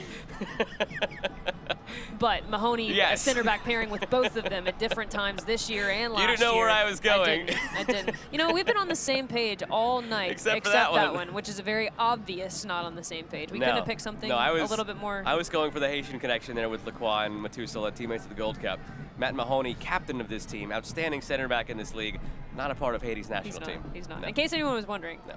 If that was on your bingo card. Scored twice last week. We've had a couple things not on our bingo card. Did clear up that, I don't want to assume on the air last week and get myself in hot water, but he was holding a baby in the warm-up line, was his son, and I think that has to be a regular thing now because had him there last week, scored 2 goals. So I agree. Baby Mahoney should be there every time on the field now. I love that.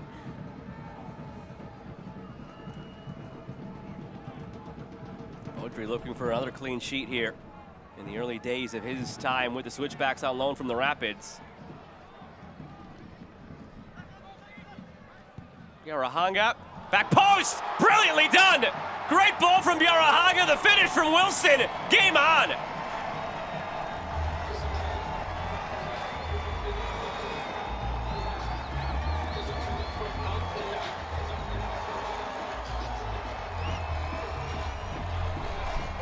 And who does it actually start with? Maury Donor, right? He actually inverts a little bit, and Birahanga, it looks like it's coming off his boot as a strike on goal. But that's the kind of technique that he possesses. That is an immaculate pass. That's one of the best distributions that we will see throughout the entirety of the season. Picks Peter Wilson out, who found the backside shoulder run. He gets lost from the Colorado Springs center backs. It's a brilliant ball, a simple finish. And the crowd is back in this thing. First time since August of 2023 that the Roots have scored against the Switchbacks. Last 4 meetings, all clean sheet victories for Colorado Springs. Still some heavy lifting to do for the Roots if they want to get a victory or at least a draw against the Switchbacks after the way the last 4 results have gone. But they've ticked the first box of finally scoring against the Switchbacks for the first time in 2 years. And you were just talking about the changes on the side of Maury Donor for Colorado Springs, and I think it's actually quite intelligent what he did. He probably recognized that as well, and so instead of that moment where they think that he's going to make that vertical run, he just stays tucked in just enough to get the balance of the defensive structure for Colorado Springs off, and that small window was just enough for Birahanga to thread that wonderful ball into the run of Peter Wilson. Sometimes the schedule unkind to players in terms of how it maps out. Yarahanga going into the international window of early to midsummer, going into that as Spodry has a seat, judging by his lack of expression. This is probably one of those goalkeeper timeouts that have really popped up around the game a lot more lately.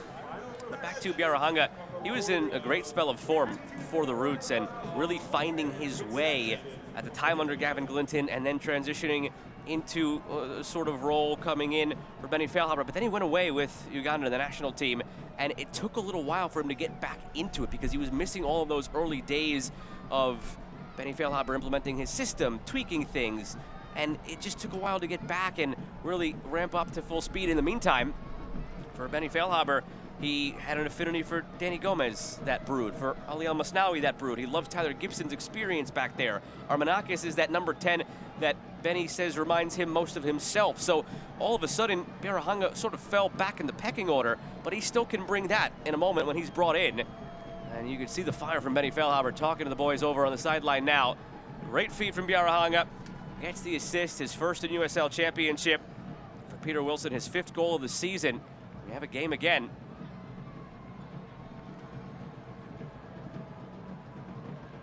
Injury timeout, moment of healing brought to you by Anthem Blue Cross Health Insurance, so you too can sana sana, and Audrey seems to be all right. There's really no way around this. There's nothing you can do to outlaw it. No. This quote-unquote goalkeeper timeout. Almost an accepted part of the game at this point. And I think most teams don't have an issue with it because most teams know that at some point they may use it and benefit from it themselves.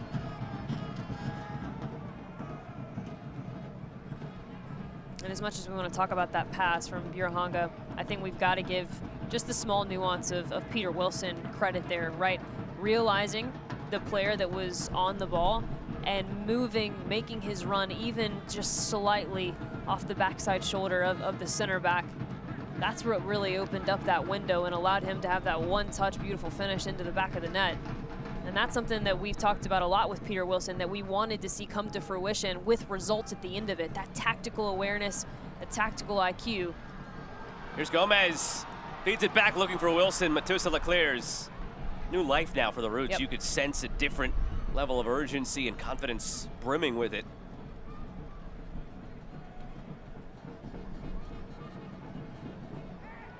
Long throw coming from Hackshaw. First half, he got one all the way to the penalty spot. Instead, no short this time. Now Green delivers. Select is proud to be the official match ball supplier of the USL Championship. From the Academy to the big league, Select is there every step of the way. Visit us.select-sport.com for the latest product specials and more. Select, the player's choice.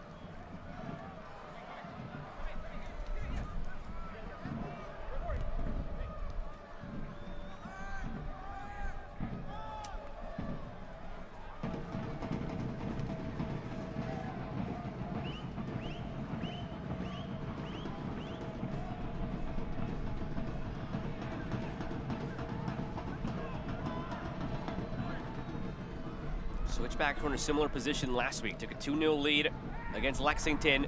Had it cut to 2-1, but then responded moments later to make it 3. Offside flag comes up here on Bravo.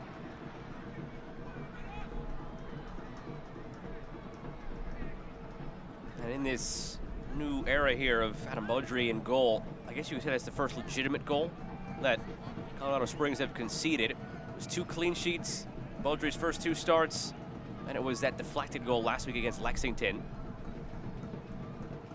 And you have to wonder with that goal, right? And I'm sure it's going to be one that's looked at in film, no doubt about it. But you have to wonder if the lack of communication, the lack of playing reps between Beaudry and the 2 center backs for Colorado Springs didn't have something to do with that, because it could potentially be argued that the center backs thought that he was going to come out and get that, right? And I would argue it's probably more of a mental lapse in marking, right? Letting Peter Wilson get lost on your back shoulder. Yes, you give credit to what the attackers can do, but of course there's always something the defense can respond with. So I would argue that those 2 things, between a lack of marking and perhaps a lack of familiarity and communication, led to that. I think a little ball watching too, because exactly. To some extent, like you had remarked in the replay of the goal, it looked like a shot from Bjarahanga. Now, maybe it was actually a shot. He should never admit that. You know what? We will never know, because I'm going to continue to give you the praise that that's one of the best passes He should never admit that. He should say it was a pass. But he wound up like it was a shot, so you almost wonder if the players were ball watching and seeing where the shot would end up, thinking the play was dead. Player lines up for a shot from there. Usually it's either a goal or a goal kick. Which makes you wonder if the center backs didn't indeed think that that was going to be collected by their goalkeeper. Beyond that, probably had no idea that Peter Wilson was there for a tap-in. No. Crowd's certainly into it now after that challenge as well. Exactly, and if you're Benny Philhopper, this is what you wanted. You don't really care how it came. You don't care if it was going to be a goal extraordinaire, one that's going to be maybe goal of the week, or if it's something that is straight off the training ground. What you wanted to see in the second half was a response, and that's exactly what he got. And now they're running with that momentum.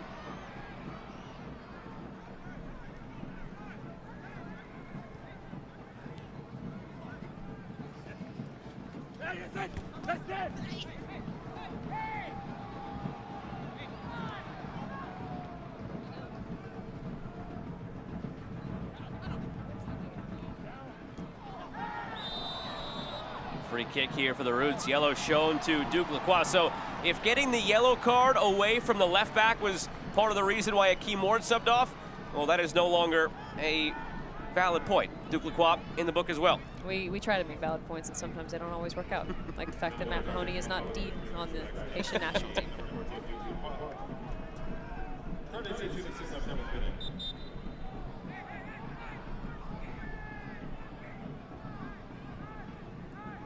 Soccer season is here, and SeatGeek is the official ticketing partner of the USL. Get all your USL tickets and more from the #1 ticketing site. SeatGeek, your ticket to great seats. Goal kick coming out of that now for Colorado Springs. That's building now for Oakland. Set pieces, chances from the open run of play. A yellow here for time wasting to Beaudry in the 68th minute. It's proactive refereeing.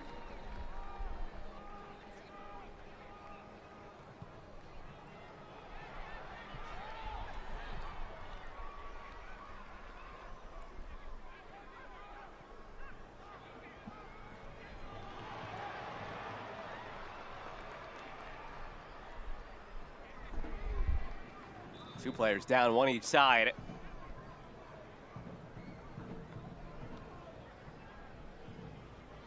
Oakland at this point, again, just trying to slay this dragon that has been Colorado Springs. 4 straight games coming into this where the Roots fell against the Switchbacks. That includes the playoffs last year. That started Colorado Springs' run to the trophy. Baby steps. Roots hadn't beaten Colorado Springs since June of 2023. They hadn't scored against them since August of 2023. Check one of those boxes. Need 2 more in the last 20 minutes with the momentum at their back to tick the other box, although a draw would be fine too. It's 4 straight losses against Colorado Springs, not just 2 years without a win against them, all losses since. So even a draw at this point would be a step in the right direction against a team that has been a thorn in their sides. Wilson lays it off, Armanakis fakes, goes down, free kick coming in a great spot, Zandy into the book. Really good body control in that instance from Panos Armanakis, reading what was right in front of him, and now sets up with a great chance on the free kick. Yeah, you said it best, Joe. This is really well done, not only from Peter Wilson, but from Panos Armanakis. He knows that in that moment, he doesn't really have the shot window, and so it was that slight hesitation that welcomed the contact right on top of the 18-yard box. This is going to be difficult because there's going to be quite a hefty wall, and you're right in the center for Beaudry. So he's going to have equal play at it one way or the other. We'll have to see which direction he actually lines his wall up, which direction he gives responsibility for himself. But the power plus the finesse, it's going to be a little bit more finesse than power from this distance. Certainly if you're an Oakland attacker, you're going to want to be crashing the goal because you have to believe that this is going to be a strike on it. Question is who? Armanakis has the ability for the finesse. We have seen Neville Hackshaw put his laces through a ball in such a manner that it threatens whether the net will come unattached from the posts. And from this position of the field, maybe that quick little rollout just to change the angle and Hackshaw just nailing it. Yeah, because getting it over the wall directly in the middle of the goal is one of the hardest free kick angles to take, right? So I am absolutely on board. Small little kick out. Let's see. Armenakis and Gomez look content to hit this. Hackshaw left that gathering of players. It is Armenakis right into the wall. Batash on the volley. Got in quickly, but wide.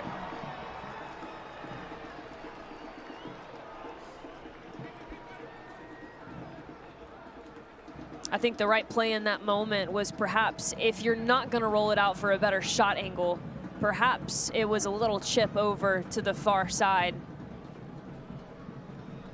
Nevertheless, a decent effort on the second phase of play. If you can't watch the match, turn on Sirius XM FC 157, North America's only 24/7 source for engaging soccer talk. That includes USL All Access on Tuesday nights, plus live matches from the USL, MLS Premier League, and more on Sirius XM FC 157 and the Sirius XM app.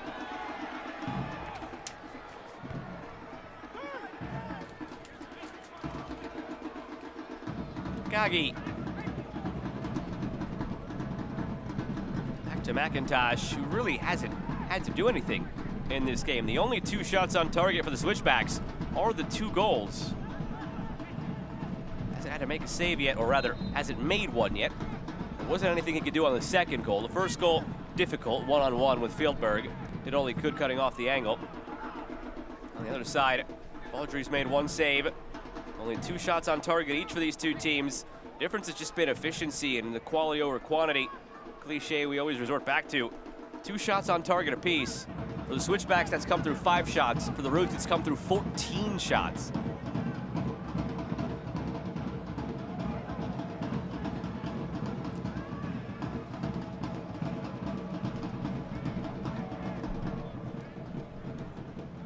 A couple more changes coming for the Roots. The next stoppage, Jürgen Damm will replace Maury Donor. Daniel Johnson will replace Danny Gomez, we're told.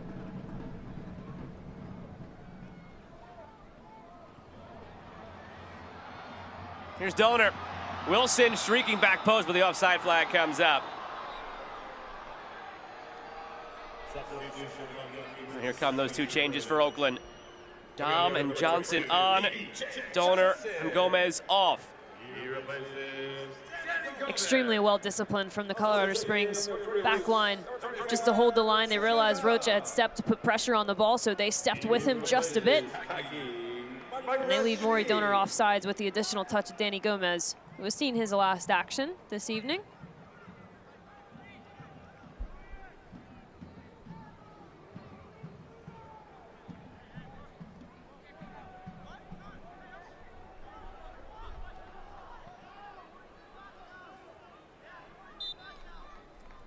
Jürgen Damm's slotted in where Maury Donor was as the right wing back.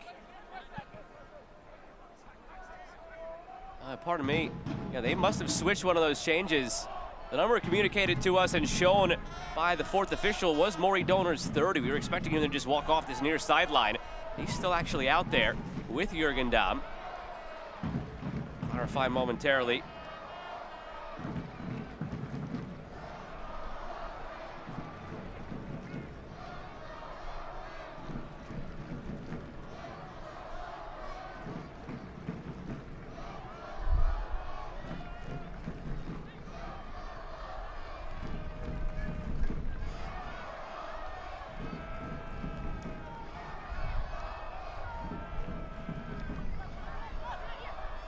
So it was Gagi who departed as that other substitution for the Roots rather than Maury Donor. That'll shift Julian Bravo into that other center back role.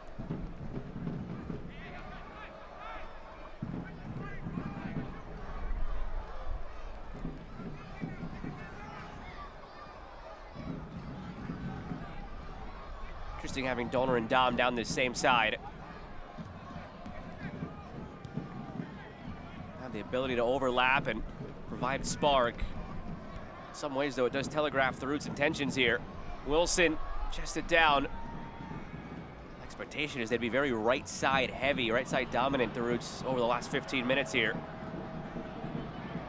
The unfortunate part for the Roots of late is that all that momentum that they got from scoring the goal, the game since then has been very stop and go, and that is absolutely favoring the Switchbacks right now. eFootball is here. Live your dream, rep your team, and play as your favorite USL Championship club. eFootball, free to play. Download now.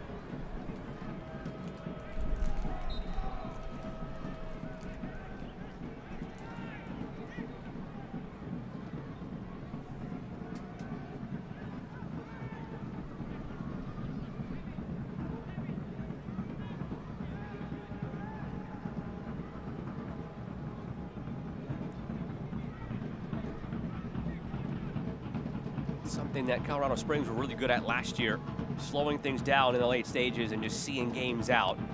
Something they got away from the first half of this season. So many injuries. They were really in a bad spot. It's so difficult to see out games when, if you're James Chambers, you don't really know who you're putting into what situations. To some extent, the roster is still pretty light, where that is something they have to deal with. Last week, Tyler Clegg, a center back, was essentially put in as a number 10 to defend from higher up the field and seeing out the win. Have to go to that tactic again here in this one.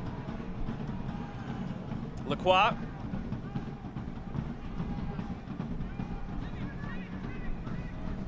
Johnson pulls it near post. No updates from elsewhere. Still San Antonio up 1-0 on Vegas. Now into the second half. Approaching halftime, Sacramento hosting Monterey Bay. That one's still scoreless. Both these teams probably rather see Sacramento win that game, despite Oakland's bitter rivalry with Sacramento, which we'll see next week, the NorCal Derby. But it would be beneficial for the Roots and for Colorado Springs if Sacramento just pick up the 3 points there. Keep Monterey Bay on 22. Monterey Bay is quickly the team that seems almost most likely to be left without a seat at the table in this game of musical chairs right now in the Western Conference. Especially if you look at the live standings, right? And then you look at the two teams that Colorado Springs would be tied with if this result would hold. Well, they meet them. The next two games, they will play Orange County and then they will play Phoenix, right? So if you're Monterey Bay, that's a scary stretch. They've also already played 20 games, or after tonight, 20 games, Monterey Bay. Every other team has either 1, 2, or in some cases 3 games in hand on Monterey Bay. So they have those points in the clubhouse, but they are in a bad way right now in terms of form. The wonderful part for the Switchbacks is that their schedule lends itself to go chase down the people that they need to chase down. So really from a destiny perspective, if they do their job and get the wins that they're supposed to, they don't need to look elsewhere. Especially for the Switchbacks, a lot of those games will still be coming at home. Only 3-2-2 at home this regular season. It's a stray from how dominant they were at home last year. But again, so much of that early season nuance of the injuries they dealt with, they're going to make up for it. A lot of early season games were on the road. Here's their upcoming stretch. It's home against Orange County, at Phoenix. Then this is where all the home games kick in after so many road games early on. Home Tulsa, home Monterey Bay, at Tampa Bay, then a 4-game homestand against Sacramento, New Mexico, Hartford, and San Antonio. They hardly go on the road the rest of the way. And play almost all Western Conference opponents. Of their next 9 games, 7 at home, Colorado Springs. They can do some damage and do some climbing. Dom. Getting outside. Good delivery here. That's where you want it, but all the runs came into the 6. Nobody lingered behind. Dom again. Service lacking again.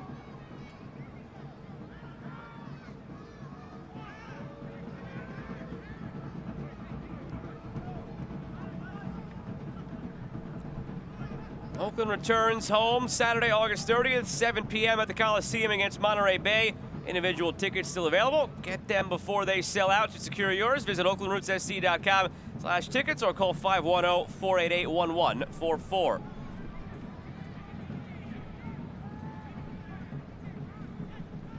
Wilson clicks it through. Biarahanga chipped it up to himself. Dom calling for it, gets it.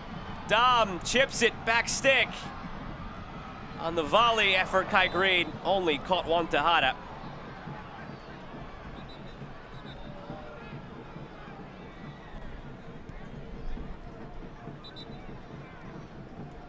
Well, Oakland has all the right pieces in the right positions, but if you're Dom in this situation, that lofted ball is not the right decision. That's got to be a driven ball behind the Colorado Springs back line.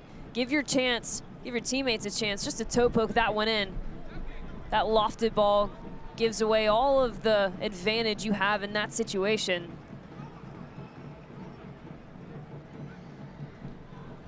Hey, remember 2 minutes ago when I said no updates from elsewhere in the other games? You jinxed us. Vegas just tied it 1-1 in the 55th minute. Sacramento up 1-0 on Monterey Bay.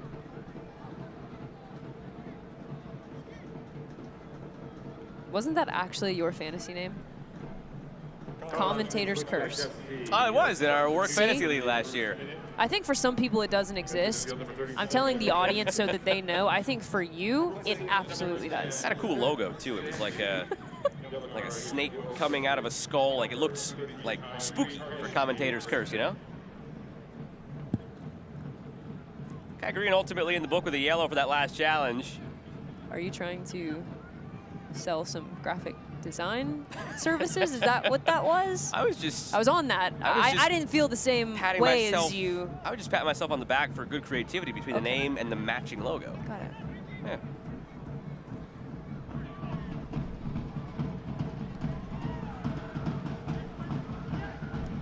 It's a big 10 minutes here for Oakland, even if they could just salvage a point. As they give it away here. Nirman leaves it. Micheletto. Because from here, Oakland, the next 2 games on the road. At a red-hot Sacramento, and then at Lexington, who have been mostly hot over the last month and a half. Have had a couple of dips within there, but by and large, the form really good for Lexington the last 6 to 8 weeks. So 2 difficult road games coming up for Oakland, one against a rival and one against a team right bunched up against them in the standings before they return home at the end of the month against Monterey Bay.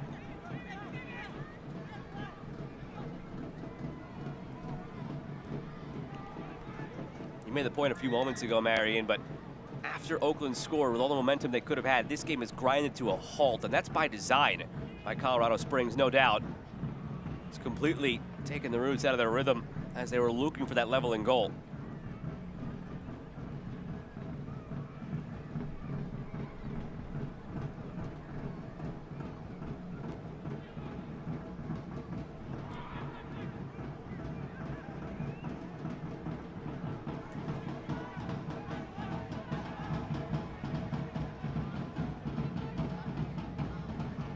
Brennan Creek came on moments ago for Colorado Springs.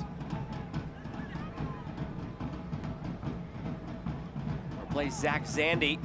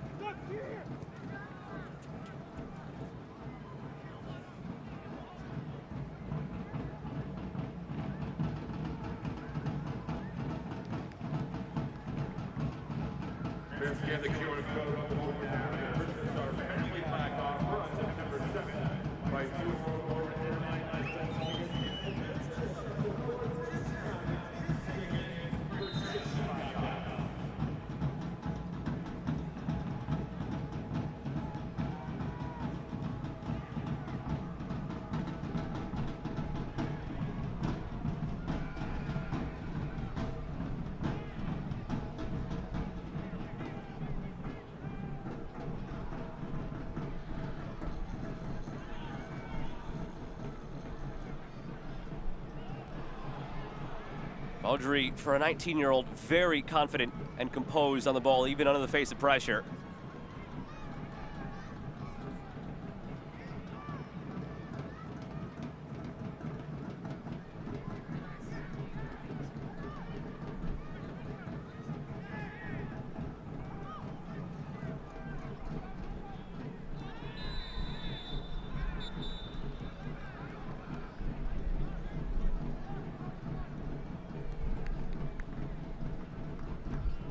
Micheletto slow to his feet.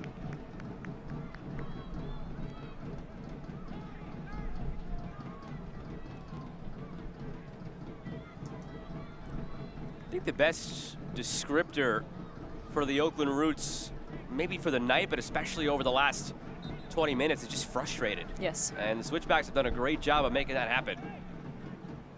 All in all, if this result holds, there's nothing that you can say about the Switchbacks' performance other than it was a very professional road performance. They were structured defensively. They were efficient with their moments going forward. 2 great goals. And didn't push it. Risk-reward balance quite well tonight. Interesting observation from a 30,000-foot view. In some regards, Colorado Springs and Hartford, from a broad perspective, have been tied together because Brendan Burke going from Colorado Springs to Hartford, and a lot of former Switchbacks who were part of that 2022 conference final run now on Hartford. It's interesting, going into the midweek 10 days ago, both those teams were in last in their respective conferences. Now both these teams are catching fire. They're both above the playoff lines in their respective conferences, and they look like, for the time being, the dark horses that you start thinking about come the end of the season as Donor centers here, and it's cleared. But just interesting, those 2 teams have been attached at the hip because of the coaches. James Chambers was 2 chairs over from Brendan Burke when he was the coach of Colorado Springs, and eventually assumed the head coaching role, leads them to a title last year while Burke takes over and rebuilds Hartford. They were in the same position, both in last place about 10 days, 14 days ago. And here they are.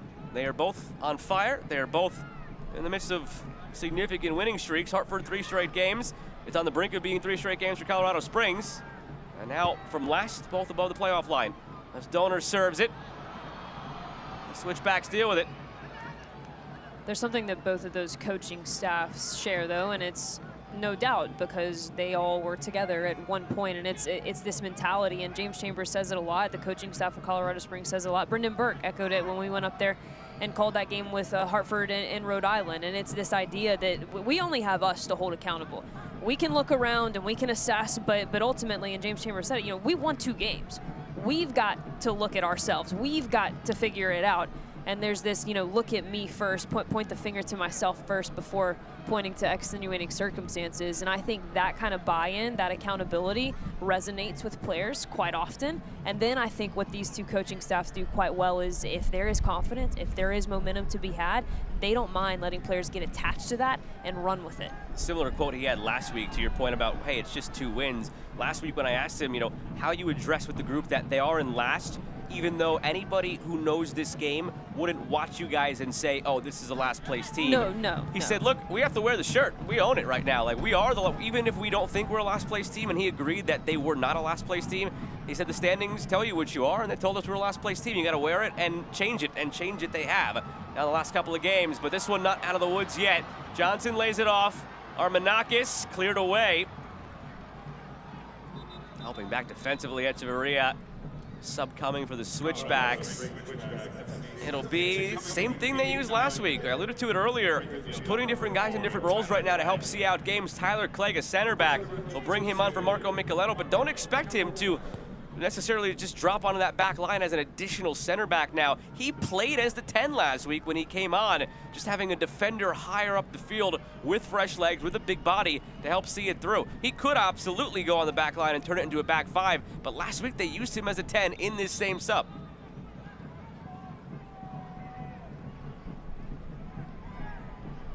Whipped in.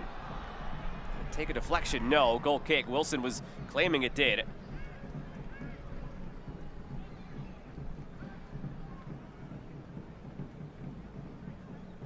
And you look to be right, and I actually don't mind it because obviously with his size, one thing that you're going to get advantage with there is the 50-50 challenges, right? Making sure that, hey, yep, if you want to get forward, you want to distribute, great, but you're in here to break up any kind of momentum, break up any kind of possession that Oakland Roots tend to have in these last few minutes. A player that can win those hard challenges and get you going forward the other way. That was Clegg who just lifted there and challenged for that header. And now leading the line as the furthest forward player for Colorado Springs. Pressuring. And that's a center back, essentially playing striker right now, but not to get a third goal, to help them defend from the front. Although he did score a banger a couple of weeks ago in their Jägermeister Cup game against Texoma. He would tell you not to take that away from him. Center backs get love too, all right? 5 minutes of stoppage time brought to you by KTVU Plus.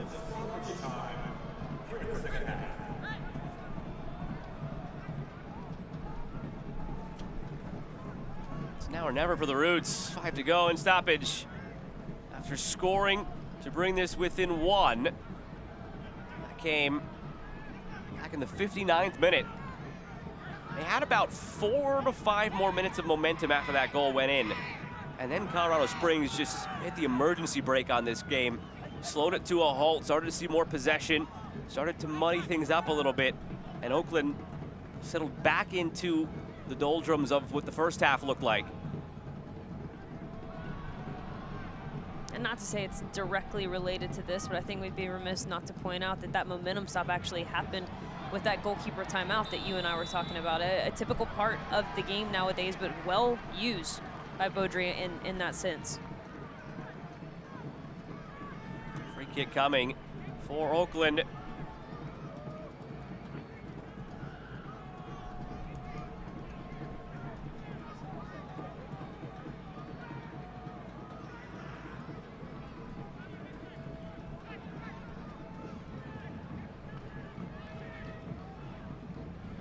Armanakis is certainly capable of going for it from here. We've seen it before.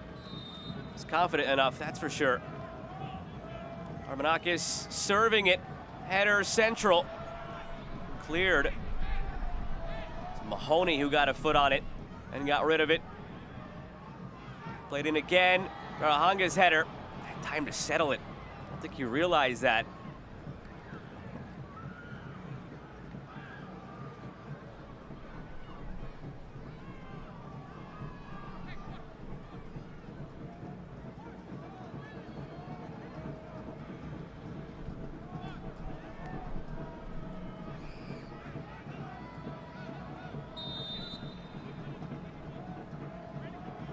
Audrey does have to be careful here. He did already pick up a yellow for time wasting.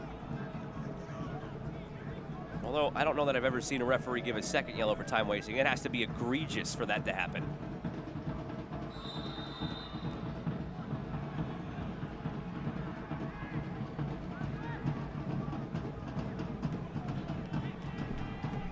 One more piece that's important about these subs for Colorado Springs. Oftentimes when teams are trying to protect a lead, they will just consistently start to drop and drop. And I think one of the most important parts of a professional performance, especially on the road, trying to maintain a 1-goal lead, is to have continuous pressure on the ball carrier and getting those fresh legs in. As we mentioned, getting players perhaps in a more defensive-minded players out there to challenge in those 50-50 moments. That's going to be a big key if this result does stand over these last few minutes.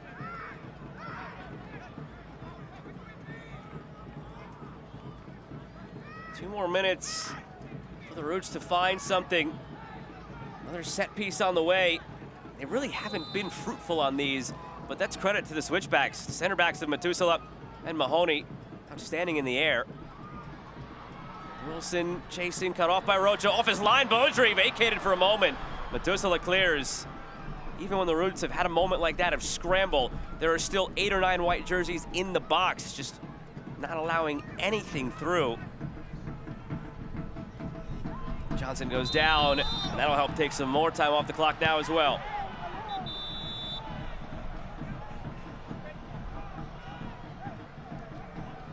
Yellow shown. Armanakis clearing it after the fact, frustration.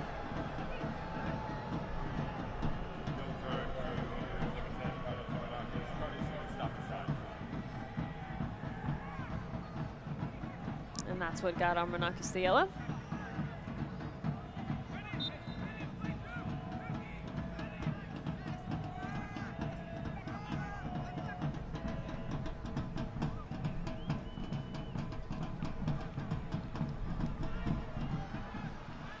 Seconds remaining of the 5 minutes given. Awkward ball back from Echeverria. Rocha recovers well and clears.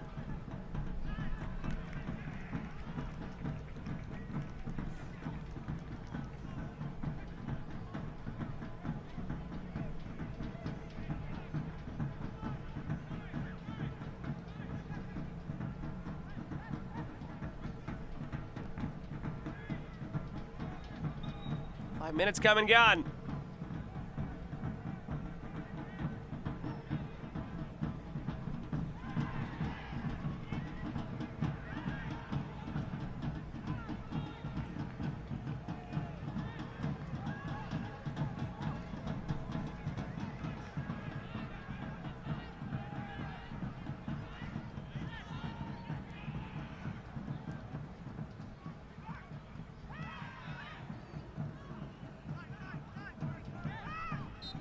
Final whistle goes. A Colorado Springs team that maybe seemed left for dead a month ago. You can see they're fired up now because that is 3 straight wins. The reigning champions a month ago in last place, now tonight can rest their heads above the playoff line.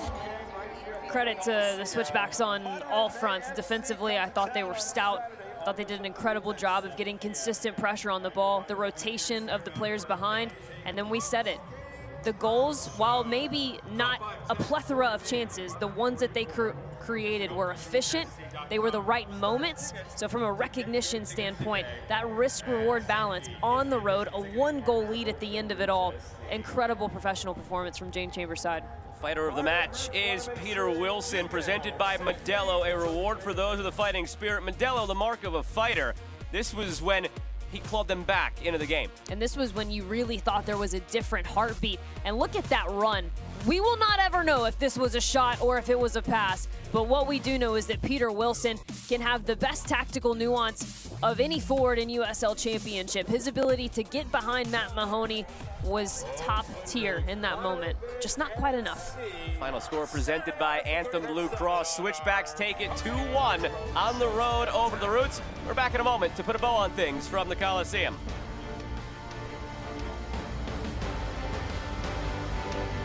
Eating a balanced diet and being physically active are 2 of the most important things that you can do to be healthy at any age. Fruits, vegetables, and lean proteins can help control your weight and prevent heart disease, diabetes, and cancer. Regular exercise can help boost your mood, digestion, and sleep. That's why Anthem Blue Cross and Oakland Roots encourage you to eat right and get active. For additional healthy tips, visit oaklandrootssc.com/anthem. You've earned this, so hold it up high. You might not be related, but you're still family. You don't just give an extra hand. You give your whole heart and a whole lot of muscle. Because it feels good to raise up the community that raised you. You are a fighter, and this is your reward. Modelo, the mark of a fighter.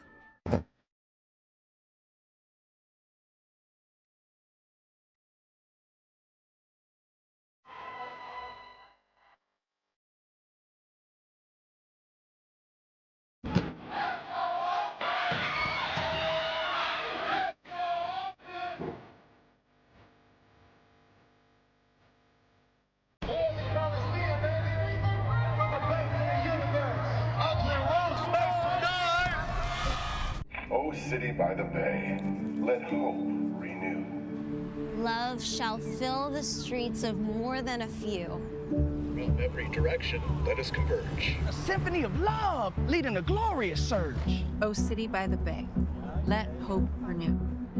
Brilliant minds set us apart. A new course we shall chart. O San Francisco, be mighty, be proud. In love-filled hearts, may hope ring loud.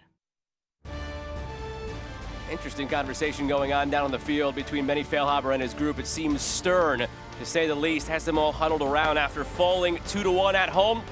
Final score brought to you by Anthem Blue Cross. A big 3 points on the road for the Switchbacks. Let's take you back through the highlights from this one. It was Jonas Fieldberg who got things going for Colorado Springs in the first half. Yeah, 3rd-man combination.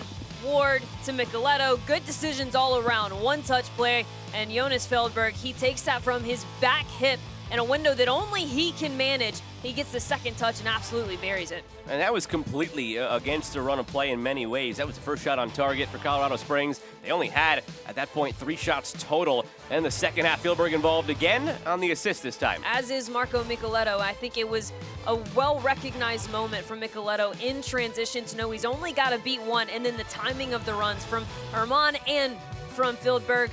They provide him with options, and then they combine to get the power punch for the second goal of Oakland the evening. not dead, though. 59th minute, they got the goal to bring it within 1. And this was a wonderful threaded pass. A strike through of the laces, bends just around Matt Mahoney. He loses Peter Wilson in that moment. Perhaps thinking it was a shot, perhaps thinking that his goalkeeper was going to come out and get it. But No harm, no foul. They don't get the clean sheet, but they get the more valuable 3 points. Those 3 points extremely valuable. Last week before the game against Lexington, they were in 12th, won that game, won this game. Tonight, they end the night in 8th. And I think that they have a schedule that favors them, right? They go and take on, the two teams right in front of them. Phoenix Rising in 2 weeks' time, Orange County next weekend. The destiny is in their control. And maybe more importantly, the nature of the quote-unquote 6-point swing. The difference between some teams has always been 1 or 2. Now Switchbacks have buffer between them and the Roots as a possible team chasing them down with a 4-point lead on Oakland. That's such a good point. And as we get closer to that playoff line, the more separation you can get from that bottom 4, the better off you are going to be. It sounds cliche, but with the way the West is, anything can happen on any given night.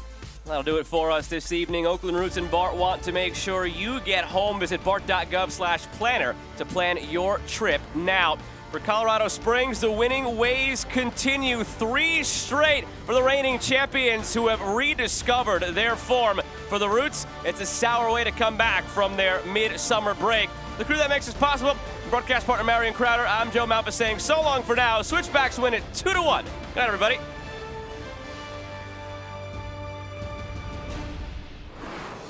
This copyrighted telecast of the United Soccer League cannot be retransmitted, rebroadcast, or reproduced without the express written consent of the United Soccer League.